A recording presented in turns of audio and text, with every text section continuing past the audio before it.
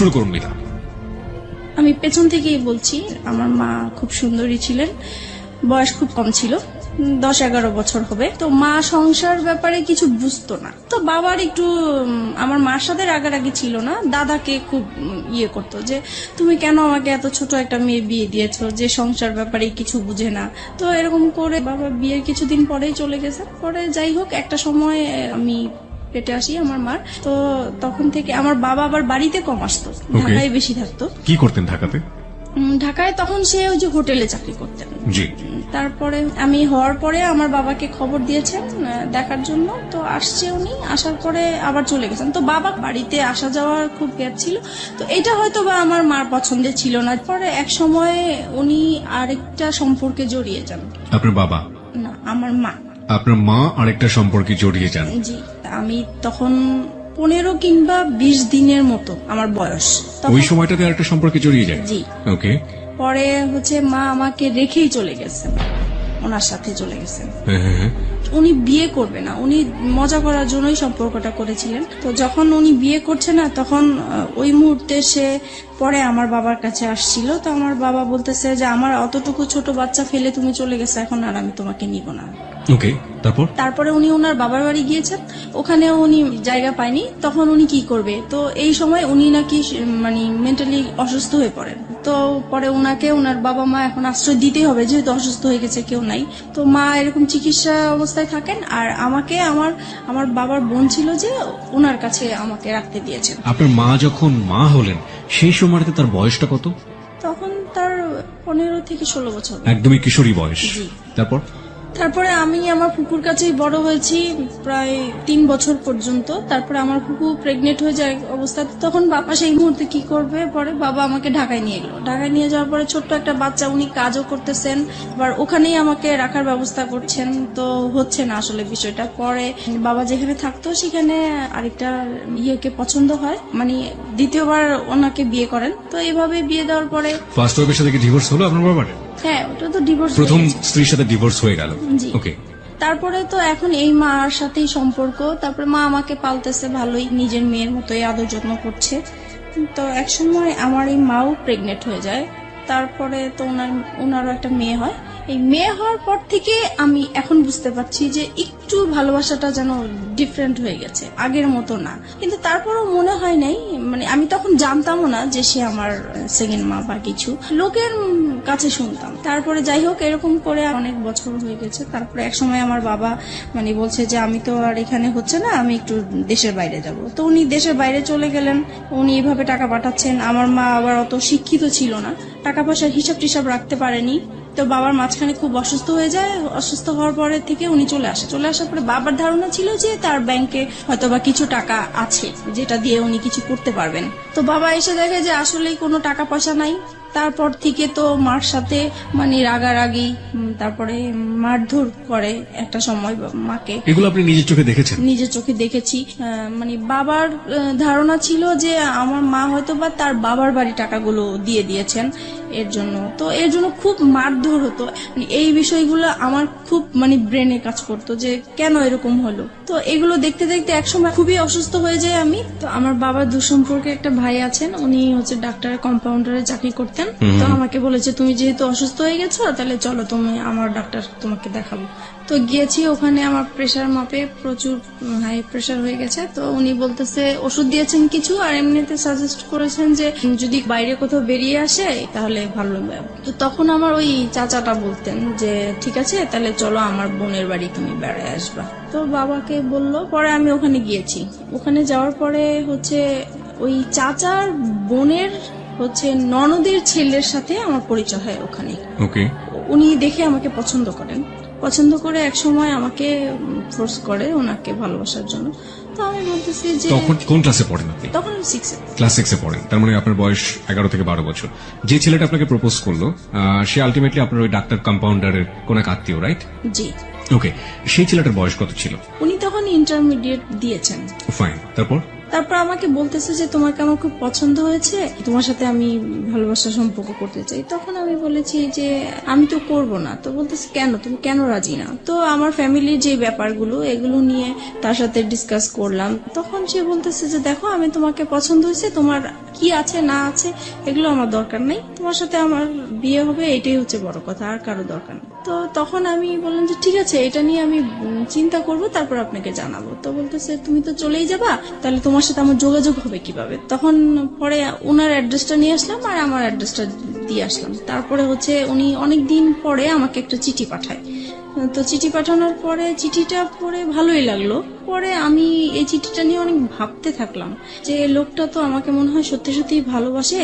আর যেহেতু আমার এই বাসায় থাকতে ইচ্ছা করে না, বাবা মার ঝগড়াঝাটি, এখন যদি আমি কোথাও চলে যাই এই সংসার থেকে, তাহলে হয়তোবা আমার এই অশান্তিটা হবে না, আমি ভালো থাকবো। ওই কথা চিন্তা করে পরে আমি রাজি হয়ে গেলাম। পরে আমি একটা চিঠি পাঠালাম যে হ্যাঁ আমি রাজি আছি। তো এরকম করে আমাদের প্রায় প্রতি সপ্তাহে 2টার মতো চিঠি আসতো, এরকম দেওয়া নেওয়া হতো। প্রায় 3-4 মাস পরে হঠাৎ আমি আবার পড়াশোনার পাশাপাশি হাতের কাজ শিখতে খুব পছন্দ করতাম। তো আমি বিভিন্ন জায়গায় হাতের কাজ শেখার জন্য যেতাম। তো একদিন আমার এলাকা দিয়ে আমি যাচ্ছি, হঠাৎ তাকে দেখে ফেলি। ওকে। সেও আমাকে দেখে ডাকছে। তো আমি অবাক হয়ে গেছি। কিছুক্ষণ আমি একদম চুপ ছিলাম যে যেই লোকটাকে আমি সেই চাঁদপুরে দেখে আসছি, সেই লোকটা হঠাৎ করে ঢাকায়, তাও আমার এলাকার মধ্যে কিভাবে আসলো?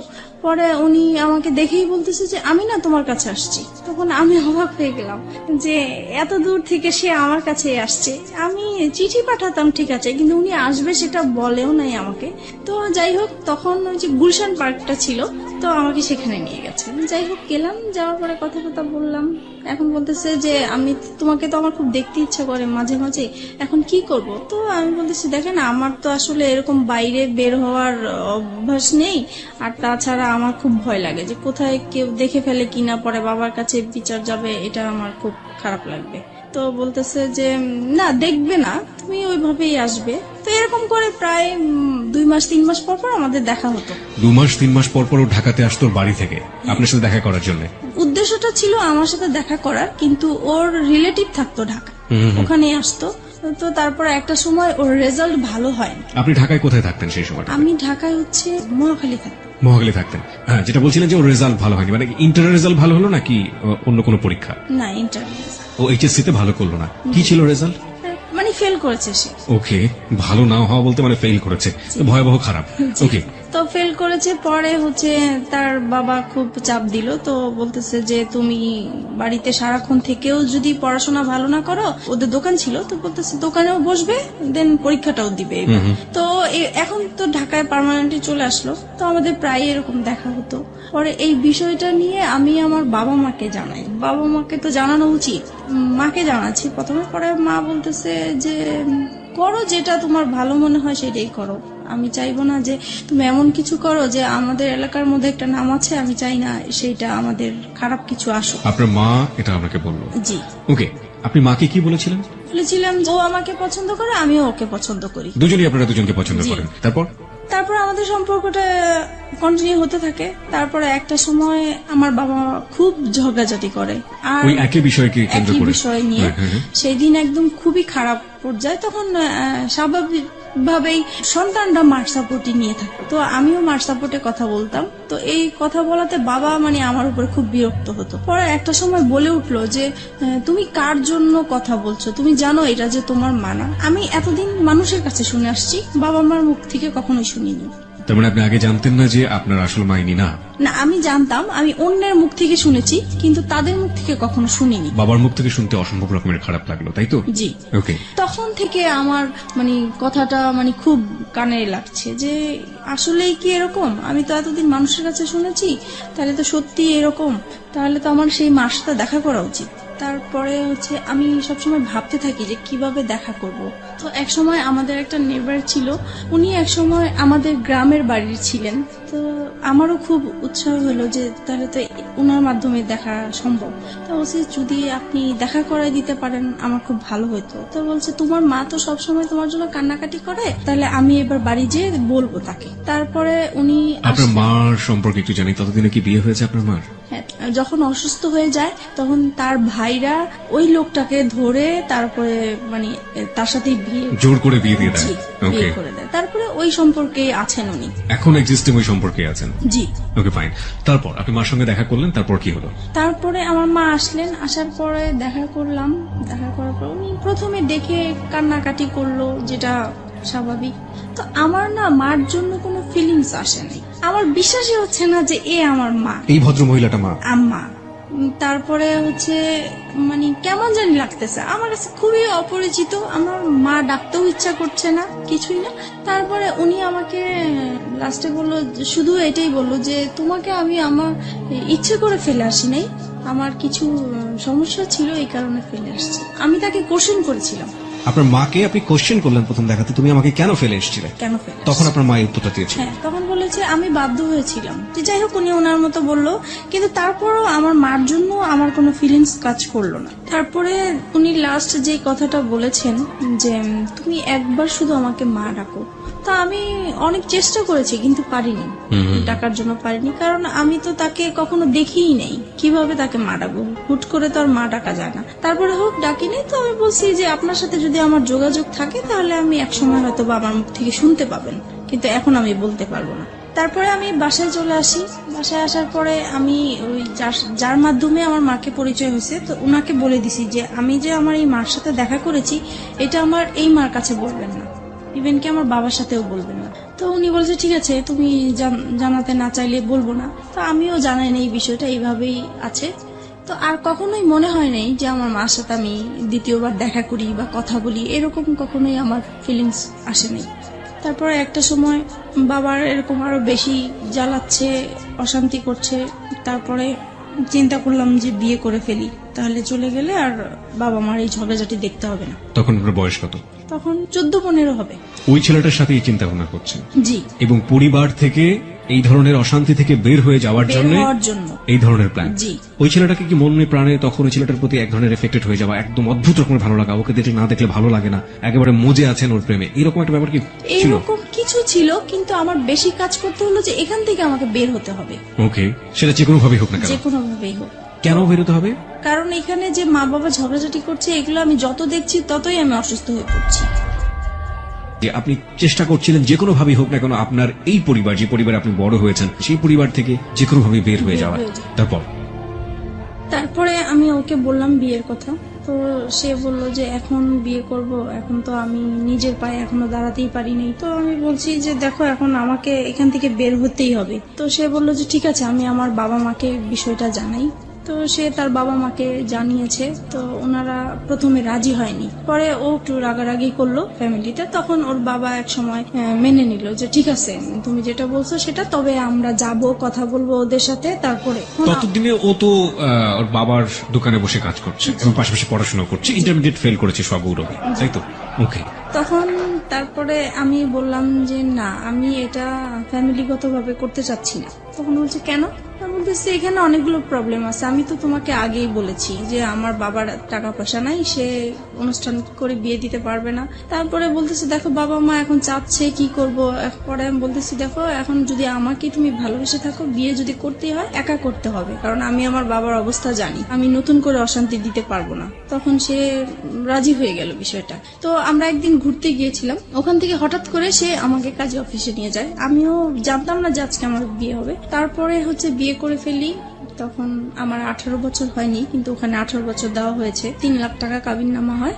বিয়ে করার পরে এখন ওর বাবা মার কাছে জানিয়েছে। ওর বাবা মা বলছে আমরা যেখানে রাজি হয়েছিলাম তুমি সেখানে একা কেন করতে গেলে? রাইট। তারপরে বলতেছে তাহলে তুমি আমার বাড়িতে আর উঠবা না। তো এখন ও কোথায় যাবে? পরে কি করব, আমি আমাদের বাসায় নিয়ে আসলাম। পরে মাকে বলেছি, বাবাকে বলছি, কারণ তাদের আমার মনে হচ্ছে তারা খুশি হয়েছে, যেহেতু তাদের কোনো টাকা পয়সা খরচ হচ্ছে না।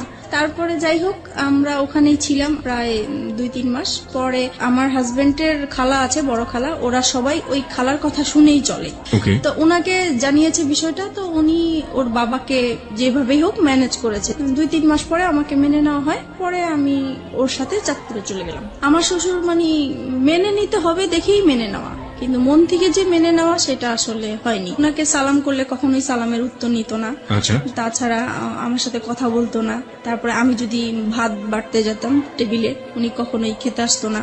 আর সারাক্ষণ ওনার ছেলেকে বকা, এমনকি আমার সামনে মারতেও গিয়েছে যে কেন তুমি এরকম মেয়ে বিয়ে করলে। বড় ছেলে নিয়ে সবারই একটা আশা ছিল। তারপর হয়েছে যেটা এখন শাশুড়ি কেমন ব্যবহার করতো, বাকি মেম্বার যারা ছিল তারা কেমন ব্যবহার করতো?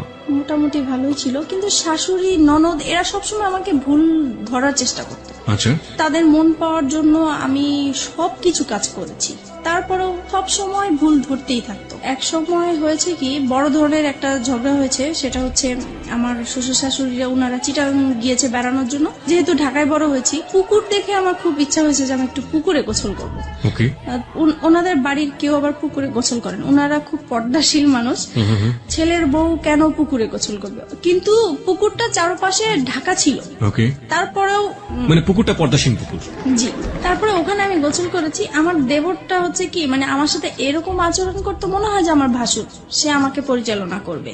তো এটা আমার পছন্দ হতো না। তো সে এসে আমাকে বলতেছে, কি ব্যাপার, আপনি কেন পুকুরে গোসল করলেন, এই সেই, আপনি জানেন না পুকুরে গোসল করে আমাদের পছন্দ না। তো বলছে আমার একটু ভালো লাগছে, আর বাড়িতে তো কেউ ছিল না। এই নিয়ে সে আমার বাবা মা তুলে গালাগালি শুরু করছে। আপনার হাজবেন্ড কি করছিল তখন? ও তো ঢাকায় থাকতো, আমি বাড়িতে থাকতাম। আচ্ছা, তারপরে হচ্ছে গালাগালি করতেছে আমার বাবা মাকে। তখন আমার খুব খারাপ লাগলো যে আমি অন্যায় করছি, আমার বাবা মাকে কেন গালিগালাজ করবা। তখন আমিও তার বাবা মাকে গালাগালি করি। পরে হচ্ছে সে ইমিডিয়েটলি সে আমার শ্বশুর শাশুড়িকে ফোন দিয়েছে। তারা মানে তখনই একদম চিটাগাং থেকে চলে আসছে, আমার বিচার হবে। আমার হাজবেন্ডকেও খবর দিয়ে আনা হয়েছে। তারপরে সেই আসরে কি হলো, সেখানে বলছে যে আমাকে আমার শ্বশুর শাশুড়ির কাছে মাপ চাইতে হবে বাদর। তা আমি বলছি ঠিক আছে, আমি যদি অন্যায় করে থাকি আমি মাপ চাবো, কিন্তু সে যে আমার বাবা মাকে বকা দিছে, তাহলে আগে সে আমার বাবা মার কাছ থেকে পা ধরে মাপ চাই আসো, তারপরে আমি যাবো। বলো হ্যাঁ, বউ হয়ে এত বড় কথা, এতগুলো মুরব্বী মানুষ আমরা বসে আছি। তারপরে আমার হাজবেন্ড এসে বলতেছে মাপ চাও মাপ চাও। আমি বলতেছি না, আমি তো চাইবো না, আগে আমার বাবা মার কাছে মাপ চাই আসুক, তারপরে আমি যাবো। পরে এই কথা বললাম কেন, সে সবার সামনে আমাকে অনেক মারধর করলো। এই সে প্রথম আমার গায়ে হাত তোলে। আমি বিয়ে কতদিন পরে? প্রায় 3-4 মাস পরে। ওকে, পরে সেদিন রাতে আমার প্রচুর রাগ উঠলো। তারপরে আমি করলাম হচ্ছে যে তাকে বললাম রাগের মাথায় যে কালকের মধ্যে যদি আমাকে ঢাকায় নিয়ে না যাও, তাহলে আমার এখানে লাশ দেখবো আমার। তো সে খুব ভয় পেয়ে গেছে। তখন তার বাবা মাকে বলে ঢাকায় নিয়ে আসলো আমার বাবার বাড়িতে। আমি বলছি আর যাবো না। পরে যাই হোক, আমার কথাটাই রইলো, আমি বাবা মার কাছে ছিলাম।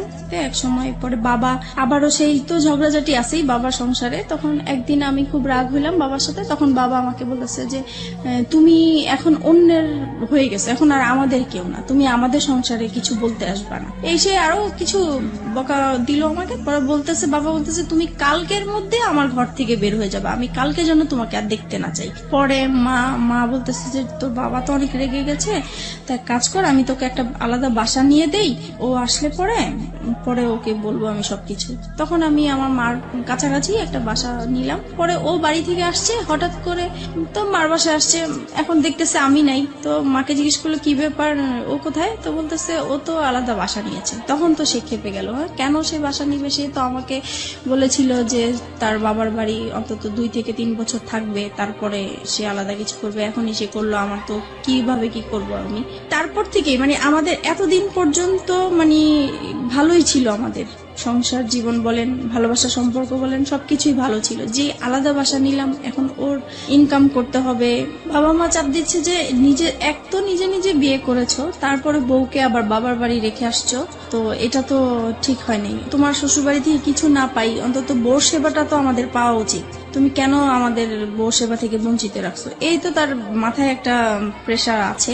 তারপরে এভাবে আমাদের প্রায় 2টা বছর কেটে যায়। বাসার খরচটা কিভাবে আসতো? পরে ও ওর বাবার দোকান থেকে নিয়ে আসতো টাকা পয়সা, প্রতি মাসে মাসে টাকা পয়সাগুলো নিয়ে আসতো? জি ওকে, এবং এটার জন্য পারিবারিক ভাবে ওকে বিভিন্ন রকমের হ্যাসেল পোহাতে জি হতো? জি।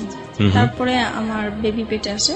তো একটা সময় বুঝতে পারলাম যে আমার বেবি হওয়ার পর থেকে আমার হাজবেন্ডের অ্যাটিটিউড একটু আলাদা হয়ে যাচ্ছে, কি রকম যেন হয়ে যাচ্ছে, খিটখিটে মেজাজ হয়ে যাচ্ছে। তার সব কাজ নিখুঁত হতে হবে এরকম। কি রকম রান্না করলাম, রান্না ভালো হলো না, এটাতে এই লবণ বেশি হলো, হলুদ বেশি হলো, ভাত কেন নরম হলো, এই রকম মানে সামান্য বিষয় নিয়ে মানে ঝগড়াঝাটি হতো আমাদের। মেয়েকে কেন টাইম মতো খাওয়ালাম না। তারপরে একটা সময় যখন এগুলো নিয়ে বাড়তে থাকলো তখন তার আবেগের কথাগুলো আসলো, হ্যাঁ তোমাকে বিয়ে করে আমি কিছুই পাই নাই, আমি অনেক কিছু পেতাম, তোমার যেতে আরো সুন্দর মেয়ে বিয়ে করতে পারতাম, আরো ভালো ফ্যামিলির মেয়ে বিয়ে করতে পারতাম। মানে এইভাবে সে আজে বাজে কথা বলতেই থাকে, বলতেছে আজ পর্যন্ত তো আমার বাবা মাকে তোমরা কোনোদিন ইনভাইট করতে পারো নাই। তখন আমি বলতাম যে এগুলো তো আমি আগে থেকেই তোমাকে বলে ক্লিয়ার করছি। বলেছে তখন তো আমি অন্ধ ছিলাম, আমি এসব বুঝতে পারি নাই, আমার মনে হচ্ছে তুমি আমাকে ব্ল্যাক ম্যাজিক করেছো হয়তোবা। ওই সময়টাতে? জি, ওকে। এরকম কিছু করে আমাকে ফাঁদে ফেলানোর চেষ্টা করেছে, যেহেতু দেখেছো তোমাকে কেউ নিবে না। এভাবেই কাটতে থাকলো সময়। আর সে তখন তো কোনো কাজ করতো না, সারাক্ষণ বাসায় থাকতো। এই জিনিসটা আমার কাছে খুব খারাপ লাগতো যে মানুষের হাজবেন্ডরা কাজ করে, এক সময় বাইরে আসে, বাইরে থেকে বাসায় আসে, আলাদা একটা ফিলিংস কাজ করে। তখন অবশ্য আমি আমার যখন বেবি হবে তখন থেকেই তো আমি বাবা মার কাছেই আছি। পরে এক সময় এটা নিয়ে বাবা মা আমার উপরে রাগ করে যে তুমি এতদিন আমাদের ঝগড়া দেখে তোমরা এরকম করছো, এখন তোমরাও ঝগড়া করতেছো। তখন কি করবো আর, করে একদিন বাবা প্রচুর ঝগড়া করে মার সাথে। তখন আমি বলতেছি কি যে তুমি এরকম ঝগড়া করো না, তোমার জামাই পাশের রুমে থাকে, খারাপ বলে ঝগড়া করো না, যদি ঝগড়া করতে হয় তাহলে এই বাড়িতে আর আসবে না, তুমি অন্য কোথাও চলে যাও। তো বাবার মাইন্ডে খুব লাগছে যে মেয়ে হয়ে আমাকে এই কথাটা বললো। পরে বাবা আমাদেরকে ছেড়ে চলে গেছে, তো ও আলাদা বাসা নিবে এখন। পরে এমন আলাদা বাসা নিবা তো তুমি কি করবা, তুমি কোত্থেকে কি চালাবা? তখন বলতেছে যে আমি একটা দোকানপাট নিব, এখন বাবার থেকে আলাদা হয়ে আসছি, দোকানপাট নিব। তো ঠিক আছে চলো। পরে এই আমরা আমার মেয়ে হওয়ার পরে আলাদা বাসা নিই। সংসারে অশান্তির উপর অশান্তি। তারপরে আমার শ্বশুর শাশুড়ি বলে যে তুমি এখনো সময় আছে, ওকে ছেড়ে দাও, এখনো তোমাকে আমরা ভালো জায়গায় বিয়ে দিতে পারবো, এই সেই এগুলো আছে। আর তাছাড়া ও সবসময় কি অন্য মেয়েদের প্রতি একটা আকৃষ্টিত থাকতো, যে কোনো সুন্দর মেয়ে থাকলে বলতো, আমার সামনেই বলতো যে ওর সাথে যদি আমি একদিন করতে পারতাম আমার সার্থক হতো। পরে ঝগড়া হলে মাঝে মাঝে বলতো যে আমাকে অনেকেই বিয়ের প্রস্তাব দিয়েছে, প্রেমের প্রস্তাব দিয়েছে, আমি তাদেরকে বিয়ে করিনি, আমি অনেক বড় ভুল করেছি, এই সে এগুলো বলতো। এগুলো আমার খুব খারাপ লাগতো, এগুলো নিয়ে আমাদের সংসারে খুব অশান্তি হতো। বিশেষ করে ও বাসায় থাকতো, এই জিনিসটা আমি একদমই পছন্দ করতাম না, ও কোনো কিছু করতো না। পরে এক সময় কি হয়, নতুন একটা মার্কেটে দোকান নিয়েছে, ওইটা মার্কেটটা ভালো করে স্টার্ট হয় নাই, তাই দোকানও ভালো চলে না, তো দোকানটা ছেড়ে দিল শেষ পর্যন্ত। তারপরে যেটা হয়েছে, এক এক করে ও যেটাই হাত দেয় সেটাই লস হয়। এইভাবে ওর বাইরের যেই অশান্তি হলে সেটা ঘরের মধ্যে নিয়ে আসবে। তারপরে সে শেয়ার বাজারে ঢুকলো। তারপরে শেয়ার বাজারও তো খুব অবস্থা খারাপ ছিল, সেটা নিয়ে বাসায় খুব ঝগড়াঝাটি হতো, তার মন খারাপ হতো। যদি বাসায় কিছু লাগতো বলতাম, তখনই সে খেপে যেত। তারপরে বলতো যে তোকে বিয়ে করে আমার ভাগ্যটা খারাপ হয়ে গেছে, আগে তো এরকম খারাপ ছিল না। একটা জিনিস যেটা আমি বুঝতে পারছি মিতা, সেটা হচ্ছে যে ভেরি ক্রিটিক্যাল মোমেন্ট যাচ্ছে আপনাদের সংসারে, জি। অভাব-অনটন রয়েছে, মনোমালিন্য আসছে, কিছুদিন পর পরই ঝগড়াঝাটি হচ্ছে, এবং বয়স তো দুজনের কমই আছে, গাইডেন্স করার মতো কেউ নেই ওখানে, এবং একের পর এক ভুলের জন্ম হচ্ছে, তাই তো? ওকে, তারপরে যেটা হচ্ছে, আর আরেকটা জিনিস, ওর আর আমার ঝগড়াঝাটি হলে মারামারি হয়, ঠিক আছে, ও আমাকে বকে, আমি ওকে বকি, কিন্তু আমার কথা হলো যে আমরা ঝগড়াঝাটি করবো সেটা আমাদের ভিতরেই থাকবে। ও কি করে, সাথে সাথে ওর বাবা মাকে ফোন দিয়ে দিবে যে এরকম এরকম হচ্ছে, ওর সাথে আর আমার হচ্ছে না, তোমরা কি করবা, এসে করো, এই আর কি। এটা নিয়ে অশান্তি থাকে। তারপরে আমি যদি কম্প্রোমাইজের জায়গাতে আছি, লাইক একটা যেটা হচ্ছে যে এক হাতে তো কখনো তালি বাজে না। আপনি একটু আগেই বললেন যে আপনিও ঝগড়া করতেন, ও করতো, দুজনে মিলেই ঝগড়া হতো, কিন্তু কথা হচ্ছে যে যদি কম্প্রোমাইজের জায়গাতে আসি, যে সফট হওয়া, আগে থেকে একটু কম্প্রোমাইজ করে নেয়া, পরিস্থিতিটাকে শান্ত করা, সেই কাজটা সবচেয়ে বেশি কে করতো? কেউ করতাম না, মানে আপনি হয়ে যেত। আমি কথা না বলার চেষ্টাই করতাম, কিন্তু ও এসে আমার রাগ ভাঙাতো। তার মানে ওই আপনাকে রাগ ভাঙানোর চেষ্টা করতো। এটা নিঃসন্দেহে তার একটা ভালো গুণ।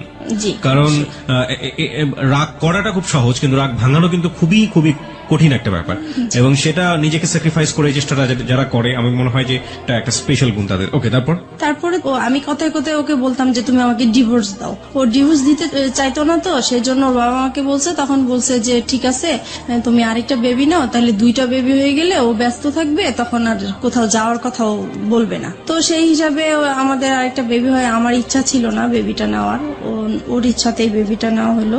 ওর মামার বাসা পাশে ছিল, ওর মামার বাসাতে আমরা হসপিটাল থেকে এসে সরাসরি মামার বাসায় উঠলাম। আমার বোন তখন এসএসসি পরীক্ষা দিচ্ছে, মাঝখানে ওর কিছু গ্যাপ ছিল, তো সেই গ্যাপের মাঝে আমার কাছে আসছে। আবার অনেক গেস্টও আসছে, জায়গা ছিল না। তো আমার হাজবেন্ড বলতেছে কি যে এখানে তো জায়গা নেই, ওকে নিয়ে আমি আমাদের বাসায় চলে যাব। কথা ছিল খাওয়া দাওয়া করে সবাইকে নিয়ে যাবে, কিন্তু সে আমার বোনকে খাইয়ে টাইয়ে নিয়ে আগেই চলে গেছে। তারপর যাই হোক এরকম গিয়েছে, হঠাৎ করে সে আর কি মানে আমার বোনের সাথে সে একটা অনৈতিক কাজ করতে গিয়েছিল, সেটা আমি বুঝতে পারি নাই, আমি 3 মাস পর জানতে পেরেছি। আপনি 3 মাস পরে এটা জানতে পারেন? জি। কিভাবে জানতে পারেন? আমি মানে ও আসতো না তো, গ্যাপ ছিল, তখন আমি জিজ্ঞেস করছি কি ব্যাপার, ও আমার বাসায় আসে না কেন, আমি তো এরকম কিছু করি না যে ও আসা বন্ধ করে দিবে। তখন মা বলতেছে যে ও আর যাবে না তোমাদের বাসায়। তখন আমি বললাম যে কেন যাবে না, তখন সে কথাই বললো আর কি। তার মানে আপনার বোন গিয়ে আপনার মাকে বলেছিল এবং পরবর্তীতে আপনার মা আপনি জিজ্ঞেস করার প্রেক্ষাপটে আপনাকে এটা জি, বলেছিল। এই যে ঘটনাটা যখন আপনার হাজবেন্ড এরকম কাজ করলো, তখন আপনাদের সাথে মানসিক যে সম্পর্ক হাজবেন্ড ওয়াইফের মধ্যে, সেই সম্পর্ক কি অবস্থায় ছিল? তখন তো খারাপ ছিল, খুব খারাপ অবস্থায় ছিল। জি। ওকে, তারপর? তারপরে এটা জানার পরে আমি ওকে প্রশ্ন করলাম যে তুমি এরকম কিছু করেছো কিনা, তো সে বলতেছে যে না আমি এরকম কিছুই করি নাই। তারপর সে উল্টা আমাদেরকে বলতেছে যে তোমার মা তোমার বোনের নামে আমি মানহানি মামলা করব, কেন তোমরা আমার নামে এরকম কিছু করেছো। তখন আমি মানে অবাক হয়ে গেলাম যে সে অন্যায়টা করলো, তারপরও স্বীকার করতেছে না। আর আমার মা বোন কখনোই মিথ্যা বলবে না, আর নিজের মান সম্মান নিয়ে তো কখনোই মিথ্যা বলার প্রশ্নই আসে না। তারপর এক সময় আমি আত্মহত্যা করার চেষ্টা করলাম, মানে বাসা থেকে বের হয়ে যাচ্ছি, রাগ হয়ে যে তার সাথে আমি আর থাকবো না, সে এরকম একটা কাজ করতে পারলো। তারপরে আমি যখন বাসা থেকে বের হয়ে যাচ্ছিলাম তখন সে আমার হাতে পায়ে ধরে মাপ চাইলো, বলতেছে সরি আমার ভুল হয়ে গেছে, আমি আর এরকম কিছু করব না, কিন্তু তুমি কাউকে বলো না, আমার আত্মীয় স্বজন কাউকেই বলবা না তুমি। তারপরে যাই হোক আমি আবারও সংসার এইভাবেই করতে থাকলাম। তো কিন্তু আমি যতই মানে চেষ্টা করতেছি সংসার করার জন্য, যতই অশান্তি হোক না কেন, কিন্তু সে একের পর এক ঝগড়াঝাটি অশান্তি আছে। আমার পরে লাস্টের দিক দিয়ে আর ভাল লাগলো না, প্রচুর মারামারি হতো আমাদের। আপনিও মারতেন? আমিও মারতাম, দুজন মিলে মারামারি করতেন? জি। ওকে। তারপরে এরকম অশান্তি ভাল লাগতো না, মন সবসময় খারাপ থাকতো। তাছাড়া মানে আর আমার ও খুব বেশি যন্ত্রণা করতো, আমি নাকি বেশি ঘুমাই, আমি খুব অলস, ঘরে কাজ করতে চাই না, ঘুমালে উঠতে চাই না। তারপরে টিভি দেখি আমি খুব বেশি, আমার খুব বাজে অভ্যাস, আমার জন্য আমার সন্তানরাও নষ্ট হয়ে যাচ্ছে, এগুলো নিয়ে খুব। আপনারা যে মারামারি করতেন আপনাদের ছেলে মেয়েদের সামনেই মারামারি করতেন? হ্যাঁ, সামনেই করতাম, ওরা খুব ভয় পেত, কান্নাকাটি করতো, কিন্তু কিছু করার ছিল না, হয়ে যেত। ফিরে যাচ্ছি মিতার কাছে। মিতা, তারপর কি হলো? পরে এক সময় রোজার ঈদ সামনে আসলো, ঈদের শপিং করা নিয়ে আবার আমাদের খুব ঝগড়া হলো, মাঝখানে মারামারি এইরকমই।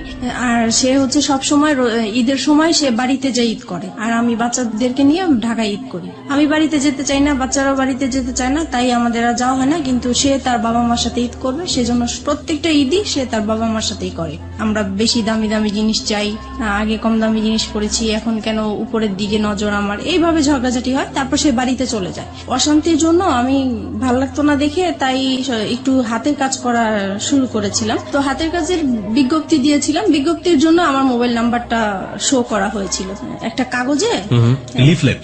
জি।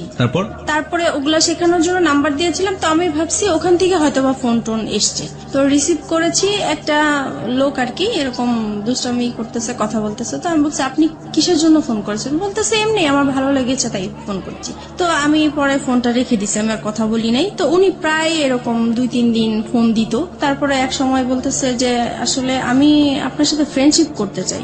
সেই সময় কি আমার তো মন মেজাজ খারাপ ছিল, ভালো লাগতো না। তখন কেন জানি হঠাৎ করে মনে হয়েছে যে সে শুধু ফ্রেন্ডশিপ করতে চায়, কথাই বলতে চায়, তাই কথা বললে সমস্যা কি। সপ্তাহখানিক কথা বলেছি পরে একদিন সে আমাকে বলতেছে কি যে আপনাকে আমি দেখতে চাই একটু। যাই হোক আমরা রাজি হয়েছি দেখা করার জন্য, দেখা করতে গিয়েছে আমার বাসায়। এক সপ্তাহের মধ্যে আপনি রাজি হয়ে গেলেন? জি। তারপরে দেখা করলাম, পরে সে আমাকে মানে একটা কথা বললো যে আচ্ছা আমরা তো ফ্রেন্ডশিপ আছি, আমরা কি ফ্রেন্ডশিপের বাইরে অন্য কিছু করতে পারি? তো আমি বলছি কিরকম? বলতেছে যা হয় আর কি। তো আমি বুঝতে পারছি উনি খারাপ কিছু ইঙ্গিত দিয়েছে আমাকে। তো আমি বলছি না, এটা আমার পক্ষে সম্ভব না। তারপর এই বলে আমি পরে ওখান থেকে তার সাথে আমার সম্পর্ক শেষ হয়ে গিয়েছে। Fine, let me no one thing, আপনার সম্পর্কে উনি কতটুকু জানতেন? আপনার যে 2 সন্তান হ্যাঁ, আছে? আমি সবই বলেছি, আমাদের কথা এগুলোই হতো, আমার সংসারে কি হয়েছে না হয়েছে, আমার কিভাবে বিয়ে হয়েছে। আপনি সবকিছুই এক সপ্তাহের মধ্যে তাকে শেয়ার করে দিয়েছেন? জি। মানে আমার তো কখনোই ফ্রেন্ড ছিল না, তাই প্রথম তাকে পেয়েছি, ফ্রেন্ডশিপ যেহেতু করে ফেলেছি সেজন্য আমি আমার কথাগুলো বলেছি, মানে একটু হালকা হওয়ার জন্য বলতে চেয়েছিলাম। Okay fine. এবং এটা জানার পরে সে আপনাকে ফার্স্ট দেখা হতে সে আপনাকে ধরনের একটা অফার করলো? জি। তারপরে আমার কাছে খুব খারাপ লাগলো বিষয়টা যে আমি তাকে তো সবকিছু আমি তাকে বলেছি, সে কেন আমাকে এই ধরনের প্রস্তাব দিবে। পরে আমি আর তার সাথে কথা বলি নাই। পরে সে ফোন দিত আমাকে, প্রায় আমি রিসিভ করতাম না। পরে অনেক ডিস্টার্ব করতো দেখে পরে একদিন রিসিভ করে বলতেছে আপনি আমাকে আর ফোন দিবেন না, আপনার সাথে আমি আর কথা বলতে চাই না। তো যাই হোক এখানে স্টপ হয়ে গেল। এটা তার খুব মাইন্ডে লাগলো যে আমি তাকে এইভাবে ইগনোর করলাম। তারপরে সে আমার নাম্বারটাই তার ফ্রেন্ডকে দিল, আমি এটা জানতাম না যে তার ফ্রেন্ড। প্রায় 1-2 মাস পরে আমাকে আবার একটা রং নাম্বার থেকে ফোন আসছে। তো এবার ভাবছি যে আর কোনো ফোন ধরবো না, কারণ রং নাম্বারে আসলে সবাই ভালো থাকে না। পরে ওই নাম্বারটা থেকে প্রায় ফোন টোন আসে, তারপরে এত ফোন আসে নিশ্চয়ই আমার কোনো কাস্টমার হতে পারে বা কিছু, ধরি। তো সেই একই রকম কথাবার্তা বলতেছে, ওনার পরিচয় দিল। তারপরে আমি কথা বলতে শুরু করলাম। পরে বলল যে আসলে আপনি কি চান, আমি ওনাকে জিজ্ঞেস করলাম। তো উনি বলতেছে আসলে আপনার সাথে আমি ফ্রেন্ডশিপ করতে চাই। আমি বলছি যে না, আমি কারোর সাথে ফ্রেন্ডশিপ করবো না, আপনি ভুল জায়গায় ফোন দিয়েছেন। প্রায় 3 মাস পরে উনি আবার ফোন দিয়েছে। তো সেই সময় তো আর আমার নাম্বারটা মনে ছিল না, আমি বুঝতেও পারি নাই যে উনি ফোন দিয়েছেন। তারপরে উনি বলতেছে দেখেন আসলে আমি আপনার কাছে কিছুই চাই না, আমিও নিজে খুব মানসিক অবস্থা খুব খারাপ, তাই আমি চাই আপনার সাথে একটু ফ্রেন্ডশিপ করার জন্য। তো আমি আবারও আমার মনটা জানি কেমন হয়ে গেলাম। তো আমি ভাবলাম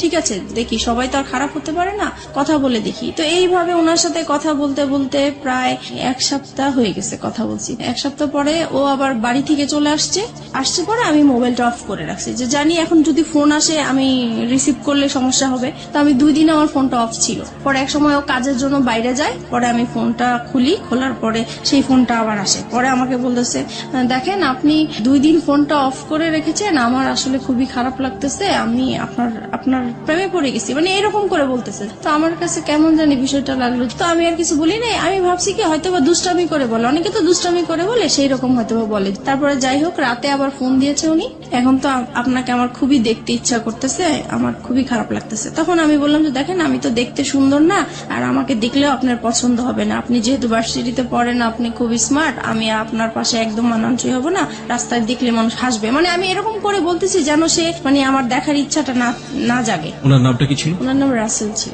রাসেল, ওকে ফাইন। তারপরে হচ্ছে এখন বলতেছে দেখা করব। তো আমি ভাবলাম যে দেখা করব তো, আর আমার এই বিজনেসের কারণে আমার কাঁচামাল আনার জন্য মার্কেটে যেতে হয়।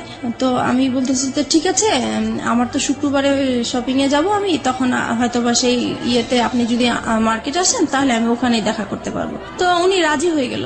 নির্দিষ্ট জায়গা বললাম, ওখানে উনি গাড়ি নিয়ে দাঁড়িয়েছিল আমার জন্য। তারপর ওনাকে দেখে মানে আমি খুব অবাক হয়ে গেলাম যে অনেক সুন্দর লোকটা। উনি আমাকে দেখে হাসতেছে মিটমিট করে। তো আমি জিজ্ঞেস করলাম আপনি কেন হাসতেছেন? বলতেছেন আপনি তো ফোনে অনেক কিছুই বলছেন, আপনি তো অনেক সুন্দর। তো যাই হোক, এভাবে কথা বলতে বলতে পরে উনি বললো আর কি যে ওনার একটা সম্পর্ক একসাথেই পড়াশোনা করতে একটা মেয়ের সাথে, ওনার সাথে সম্পর্ক নষ্ট হয়ে গিয়েছে, তাই তারপরে উনি ব্যবসা করতো, যে ওনার ব্যবসায় লস খেয়েছে, সবকিছু মিলিয়ে ওনার খুব অশান্তি, মন ভালো না, তাই সেজন্য একটা ফ্রেন্ড চায়। তো আমার সাথে এই জন্য ফ্রেন্ডশিপ করেছে। প্রত্যেক শুক্রবারই আমরা দেখা করতাম ওনার সাথে। তখন আপনি হাজবেন্ডের সাথে থাকতেন? জি। আপনার হাজবেন্ড এগুলো জানতো? কেউই জানতো না। কন্টিনিউয়াসলি আপনি গোপন করে যাচ্ছেন বিষয়গুলো। আপনার হাজবেন্ড কখনো আপনার মোবাইল চেক করতো? না, কখনোই চেক করতো। আচ্ছা, আপনি যে কথাগুলো বলতেন সেই সময়টা থেকে আপনার সন্তানরা আপনার পাশে থাকতো? না, কারণ ওরা তখন, আমার বড় বেবি তখন স্কুলে পড়তো, আর ছোটটা তো একদমই ছোট ছিল। তারপরে আপনি নীরবে নিভৃতে একা তার সাথে কথা বলতেন। জি। প্রিয় শ্রোতা, গ্রাফটা একটু আবিষ্কার করার চেষ্টা করছি, এবং এটা এমন একটি ঘটনা যেটা সমাজে একেবারেই ঘটে না তা না, হ্যাঁ, এবং একেবারে যে হরহামেশা ঘটে তাও না, ঠিক আছে? বাট সন্দেহের জায়গাগুলো একটু পরিষ্কার করার জন্য আসলে প্রশ্নগুলো করে। আপনার হাজবেন্ড আপনাকে সন্দেহ করতে, আপনি যেটা বলছেন টুকটাক সন্দেহ করার জায়গাটা থেকে, আপনি কখন আপনার হাজবেন্ডকে সন্দেহ করতেন? না, আমি কখনোই করতাম না। কেন করতেন না? কারণ আমি জানি সে এই টাইপের মেয়ে মানুষ দেখলে সে তাকিয়ে থাকে, সে যাবে, সে মানে এরকম আছে, এর জন্য আমার সন্দেহ হতো না। আপনি কনফার্ম ছিলেন যে সেসব কাজ করে? সে মেয়ে মানুষের প্রতি একটু উইক আছে। একটা জিনিস একটু বলেন আমাকে, প্রতি শুক্রবার তার সাথে আপনি দেখা করতেন, কোথায় দেখা করতেন?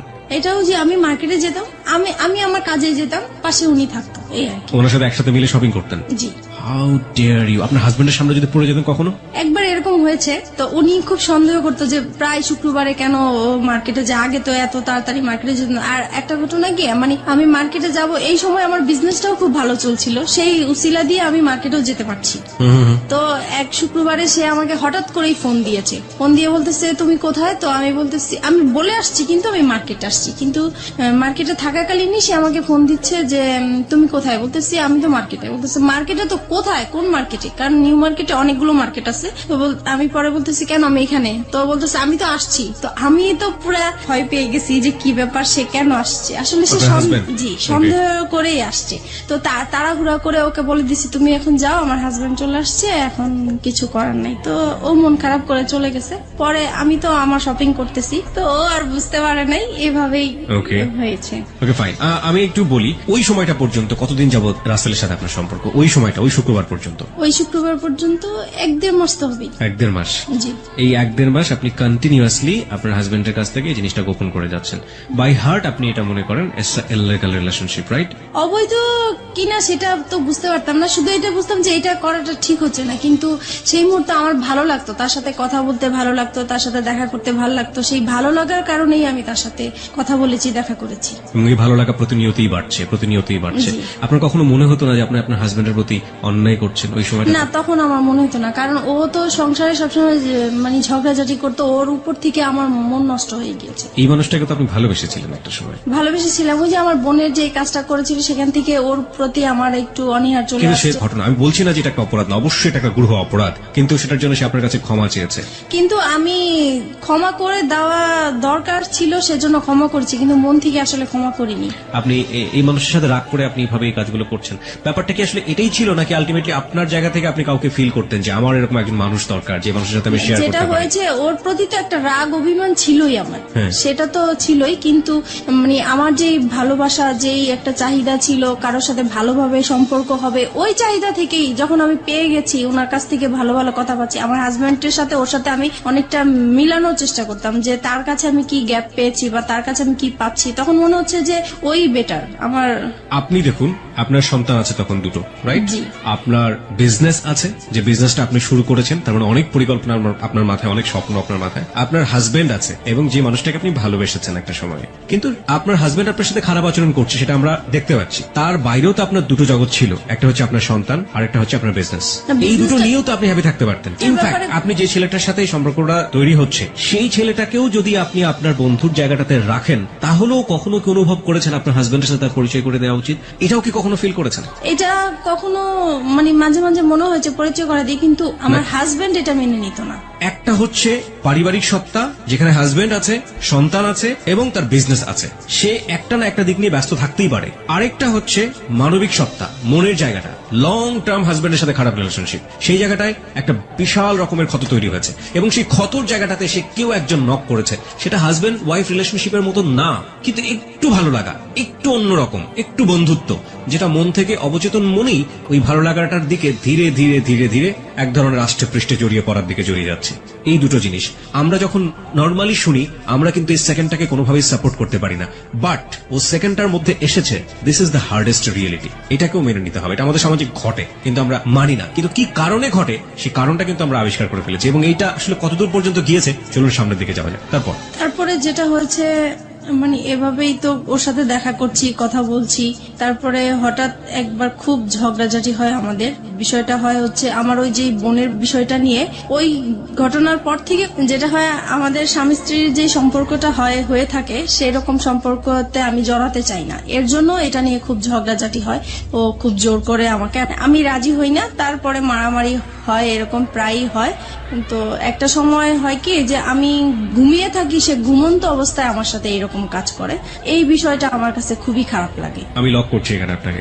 একটা হচ্ছে যে এই যে ঘটনাটা আপনাদের মধ্যে একটা বিরোধ তৈরি করলো, একটা স্বামী স্ত্রী নামে স্বামী স্ত্রী, কিন্তু এক ধরনের সম্পর্ক নেই, এই সময় পর্যন্ত রাসেলের সাথে আপনার সম্পর্ক কতদিনের? 2-3 মাস হবে। 2-3 মাস, মানে সময় বাড়ছে। এই সময়টাতে রাসেলের সাথে আপনার কি ধরনের কথোপকথন হতো? ও তো প্রথমেই আপনাকে ফ্রেন্ডশিপের কথা বলেছে, হ্যাঁ, তারপরে ব্যাপারটা কি ফ্রেন্ডশিপে থেকেছে নাকি ধীরে ধীরে ভালো লাগার জায়গাটায় না, ভালো লাগা এখনো আসেনি, ফ্রেন্ডশিপই চলছিল। Okay fine. সে সময় বলতাম হচ্ছে আমাদের সংসারে যেগুলো হতো এগুলো বলতাম। মানে ঘরের নিজের উইক পয়েন্ট গুলো সবসময় তাকে বলতেন? জি জি। যেমন হাজবেন্ড আজকে এটা করেছে, আমি আজকে এটা করিনি, এরকম হয়েছে, এরকম হয়েছে। হ্যাঁ, তারপরে আমার ভালো লাগার কথাগুলো বলতাম, বা আমি কি আশা করেছিলাম, কি রকম চেয়েছিলাম, এগুলোই বলতাম। ওকে ওকে, আপনার উইক পয়েন্ট গুলো সবসময় একজন।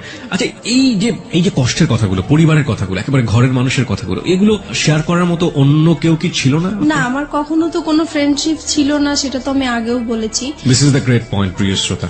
ওকে ফাইন, তারপর? তাছাড়া ফ্যামিলিকেও বলতে পারতাম না, কারণ যেহেতু একা বিয়ে করেছি, সেজন্য বলার কোনো সুযোগ ছিল না, স্কোপ ছিল না। তো তারপরে একদিন কি হয়েছে, আমাদের আবারও সেই রকম খুব মারামারি হয়েছে আমাদের সংসারের মাঝে। তখন আমি পরে সেদিন বৃহস্পতিবার রাতে ছিল এরকম, তারপরে আমি তাকে ফোন দিয়েছিলাম শুক্রবারে। মারামারি হওয়ার পরের দিন ফোন দিয়েছে, দেখো ও আজকে আমাকে অনেক মেরেছে, এরকম আমার আর থাকতে ভাল লাগছে না। তখন সে আর কি আমার সুযোগ নিয়ে বলতেছে যে ঠিক আছে, তোমার যেহেতু থাকতে ভাল লাগে না, তুমি তো বিজনেস করোই, তাহলে তুমি চলে আসো, তুমি কেন থাকো, এত মারধর খেয়ে কেন থাকবে, তুমি তোমার বাবা মার কাছে চলে যাও। তখন বলছে আমার বাবা তো সেই কবেই চলে গেছে, বাবা কোথায় আছে খুঁজে পাচ্ছি না, আর মা আছে, মা তো নিজেই খুব কষ্ট করে থাকে, সেখানে আমি কিভাবে যাব। পরে বলতেছে দেখো, তুমি 1 মাস মার কাছে কোন রকম থাকো, তারপরে তুমি যে ব্যবসা করো, নিজে কিছু টাকা জুগিয়ে তুমি নিজেই চলতে পারো। মানে আপনাকে সেপারেট করে দিতে যাচ্ছে আপনার হাজবেন্ডের কাছ থেকে? মানে আমার জন্যই বলছে সে, আমি যেহেতু কান্নাকাটি করি তার কাছে, আমার কথা চিন্তা করে সেই কথা বললো। ওকে। তারপরে আর আমি তো সবসময় এমনিতেও বলি যে ডিভোর্স তাকে দিব বা সে আমাকে দিবে, কিন্তু সে তো রাজি হচ্ছে না ডিভোর্স দেওয়ার জন্য। আমার হাজবেন্ড তো ডিভোর্স দিতে চায় না, আমাকে মারধর করবে, বকাবাদ্য করবে, আবার আমাকে বলবে যে আমার সাথে তার জীবনটা জড়িয়ে নষ্টই হয়ে গেল, কিন্তু সে ডিভোর্স দিবে না। তো পরে এক সময় ডিসাইড করলাম যে আমি তাকে ডিভোর্স দিব, সে যেহেতু দেয় না আমি দিব। পরে একদিন রবিবারে সে দেখা করবে, আর সেদিন শুক্রবারে আর দেখা করতে পারি নাই দেখে সে বলতেছে ঠিক আছে রবিবারে, তাহলে এবার শুক্রবারে যখন দেখা হলো না, তাহলে রবিবারে আসো। তো আমার অফিস টাইম শেষ হলে সন্ধ্যার দিকে আসো। তো আমরা সন্ধ্যার দিকে একটা গুলশানে ফাস্টফুডে বসি, তো ওখানে বসছি। পরে সে আমার হাতটা ধরলো, এই ফার্স্ট সে আমার হাত ধরে। কয় মাস পর? ওই তো 2-2.5 মাস পরে। আচ্ছা, এই হাত ধরার আগে আপনারা সেলফোনে কি কখনো এই ভার্চুয়াল হাত ধরাধরি করেছেন? না। ওকে, তারপরে এই প্রথম সে আমার হাতটা ধরার পরে আমার কাছে অন্যরকম একটা ভালো লাগা তৈরি হলো, যে মনে হচ্ছে যে খুব ভালো লাগছে এটাই। তারপরে হঠাৎ করে সে আমাকে বলতেছে দেখো, আমি আসলে তোমার প্রেমে পড়ে গেছি, আমি আর তোমাকে ছাড়া থাকতে পারছি না। তখন আমিও মানে কান্নাকাটি করতেছি, যে সেহেতু আমাকে মারধর করেছে সেটা বলতেছি আর কান্না করতেছি। পরে সে আমার আর কি মাথায় হাত বুলিয়ে দিচ্ছে, পরে বলতেছে দেখো আর ধৈর্য ধরো, 6টা মাস তুমি ধৈর্য ধরো, তারপরে আমি 6 মাস পরে তোমার একটা ব্যবস্থা করব। তখন আমি জিজ্ঞেস করলাম ব্যবস্থা মানে কি বুঝাতে চাচ্ছ? তো বলতেছে আমরা একসাথে থাকবো। তুমি কি আমাকে ভালোবাসো? বলছে হ্যাঁ আমি তোমাকে ভালোবাসি। তো এইভাবেই হোক আমাদের পরে। আপনি তাকে ভালোবাসতেন ওই সময়টাতে?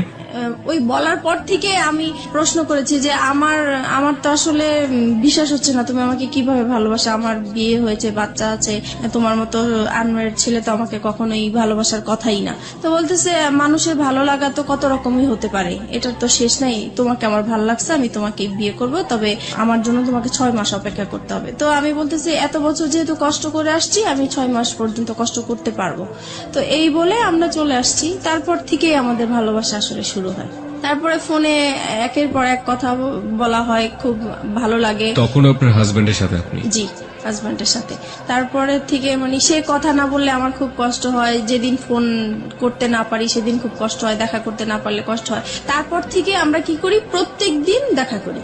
এতদিন তো শুক্রবার ছিল, এখন প্রত্যেক দিন তার অফিস টাইমে যাওয়ার পথে আমার বাসা পড়ে, তো আমি বাসার সামনে দাঁড়িয়ে থাকি, সে চলে যায়, ওইটুকুই দেখা, মানে ওইটা দেখা করলেই মনে হয় যে অনেকটা শান্তি লাগে। ওইটুকু না দেখতে পারলেও খুব খারাপ লাগে, রাতে ঘুম হয় না। তো এভাবেই চলতে থাকে। You fall in love like this? এইভাবে আপনি এরকম ভাবে আপনার হাজবেন্ড থাকা অবস্থায়, আপনার বাচ্চা থাকা অবস্থায় আপনি? জি। This kind of love, like 16 years love. কিশোরী মেয়েরা যেভাবে প্রেমে পড়ে, একটা ছেলে সামনে দিয়ে না গেলে ঘুম হচ্ছে না রাতের বেলা। জি জি, আমার ওই প্রথম যখন আমার হাজবেন্ডের সাথে যেরকম ফিলিংস কাজ করছিল, ওর বেলাও আমার সেম হচ্ছিল। তখন কি আপনার মনে হয়নি যে জীবনে একটা ভুল করেছে আর একটা ভুল করতে যাচ্ছি? তখন আমি বলতাম যে দেখো, ও তো আমাকে সবকিছু জেনে শুনেও বিয়ে করেছিল, তারপরেও কিন্তু ও আমাকে টর্চার করতেছে এখনো। তো ও আমাকে বলতো দেখো, ও তো অশিক্ষিত, ওর ফ্যামিলি অশিক্ষিত, সেজন্য ও এরকম করে, আমি করব না, তুমি আমার উপর বিশ্বাস আনতে পারো, সবাই তো একরকম না। তারপর যাই হোক, ওর কিছু কথা ছিল যেগুলো শুনলে আমি খুব ভরসা পেতাম, আমি বিশ্বাস করতে চাইতাম। মানে ওর কথা, ও যখন কথাগুলো বলতো আমার খুব বিশ্বাস করতে ইচ্ছা করতো, ওর কথাগুলো আমার ভালো লাগতো, মনে হতো যে সত্যিই বলছে বা এরকম কিছু। তারপরে বাসায় চলে আসলাম। বাসায় আসার পরে হচ্ছে এখন আমার হাজবেন্ডের বিজনেসটা ভালো যাচ্ছে না, তো ও ঠিক মতো ঘরে বাজার টাজার করছে না, তাছাড়া যেটা প্রয়োজন হয় সেগুলো হচ্ছে না। মাঝখানেও বলতেছি কি যে বাসাটা ছেড়ে দিব, বাসাটা এত ভাড়া আমি বয়ে নিতে পারছি না, আমার খুব কষ্ট হচ্ছে, আমি বাসাটা ছেড়ে দিব। তখন আমি বলতেছি এত সুন্দর বাসা, আমরা তো পাওয়া যাবে না, তো এটাই থাকি না, কষ্ট টষ্ট করে থাকি, দরকার হলে আমরা একটা রুম সাবলেট ভাড়া দিই, তবু এখানে থাকি, এখানে সবকিছু ফ্যাসিলিটি ভালো, এখানেই থাকবো। ওর কথা হলো না, এখান থেকে যেতেই হবে, কারণ আমার খুবই সমস্যা। তো যাই হোক, আমার আর ওই জায়গাটা আমি ছাড়তে চাচ্ছিলাম না। কেন? কারণ আমার যে বিজনেসটা ওই জায়গার মধ্যেই, ওখানে আমার খুব ভালো হতো বিজনেসের জন্য। এখন ও চলে যাবে হচ্ছে অন্য জায়গায় চলে যেতে চাচ্ছে, ওই জায়গাটা আমার পছন্দ না, তাই আমি যাব না। এগুলো নিয়ে আবার সেই ঝগড়াঝাটি হয়। পরে এক সময় আমি তাকে খুব মানে কড়া করে বলি যে যদি তুমি এই বাসা ছাড়ো তাহলে আমাকে ছাড়তে হবে, আর যদি আমাকে না ছাড়ো তাহলে বাসা এটা ছাড়া যাবে না। তো এখন ও কি করবে বুঝতেছে না। এখন ও ওর কথাই রাখলো যে না, বাসা ছেড়েই দিব। পরে যাই হোক, বাসা ছেড়ে দিছে। বাসা ছেড়ে দেওয়ার পরে দেখি যে লোকজন আসতেছে বাসা নেওয়ার জন্য, দেখার জন্য। তখন আমার খুব খারাপ লাগলো যে আমি বললাম কথাটা, আমার কথাটা সে রাখলো না। আমি তো তার কাছ থেকে এমন কিছু আশা করিনি, বাসাটা বলছি। তখন সে বাসাটা ছেড়ে দিছে। পরে আমি তাকে বললাম, দেখো বাসা এখনো সময় আছে, তুমি বাসাটা আবার বাড়িওয়ালার কাছ থেকে সময় নিয়ে নাও, নাহলে কিন্তু আমি সত্যি সত্যি এবার চলে যাবো। সে বলতেছে তুমি চলে গেলে চলে যাও, আমার কোনো সমস্যা নেই, তোমার মতো মেয়ে আমার দরকার নেই। তখন আমি আর কি মানে ডিসাইড করলাম যে না, আমি আসলেই চলে যাবো, এখান থেকে থাকবো না। যেহেতু এখানে আমার একটা বিজনেসের একটা রাস্তা হয়েছে, সেটাই যদি বন্ধ হয়ে যায় তাহলে আমার ওর সাথে আর থাকার কি দরকার। আমি তো এই বিজনেসটা নিয়েই আসি, কারণ আমার সংসারে অশান্তি। আমি বিজনেসটা, আমি এই কাজে ব্যস্ত থাকি, আমার যাও একটু ভালো লাগে, আর তার সাথে ফোনে কথা বলি, দেখা করি, এই আমার ভালো লাগা নতুন সৃষ্টি হয়েছে, এটা কেন নষ্ট হবে। তো এই কারণে আমি পরে ওই বাসাটা আমাদের জানুয়ারি মাসে ছেড়ে দেয়। তারপরে আমি চলে যাব বলে আমার জিনিসপত্র গুছাতে থাকি। তো সেও আমার জিনিসগুলো গুছানোর জন্য হেল্প করে। সে এমনকি আমার জিনিসগুলো মানে একটা ভ্যানে উঠিয়ে আমার বাবা বাড়ির দিকে পৌঁছিয়ে দিচ্ছে। তো আমার কথা হলো, সে যদি আমাকে আটকাই রাখতে চায় তাহলে কেন আমার জিনিসগুলো আলাদা করে দিবে, কেন আমাকে যাওয়ার জন্য সাহায্য করছে? নিশ্চয়ই সেও চায় আমি চলে যাই।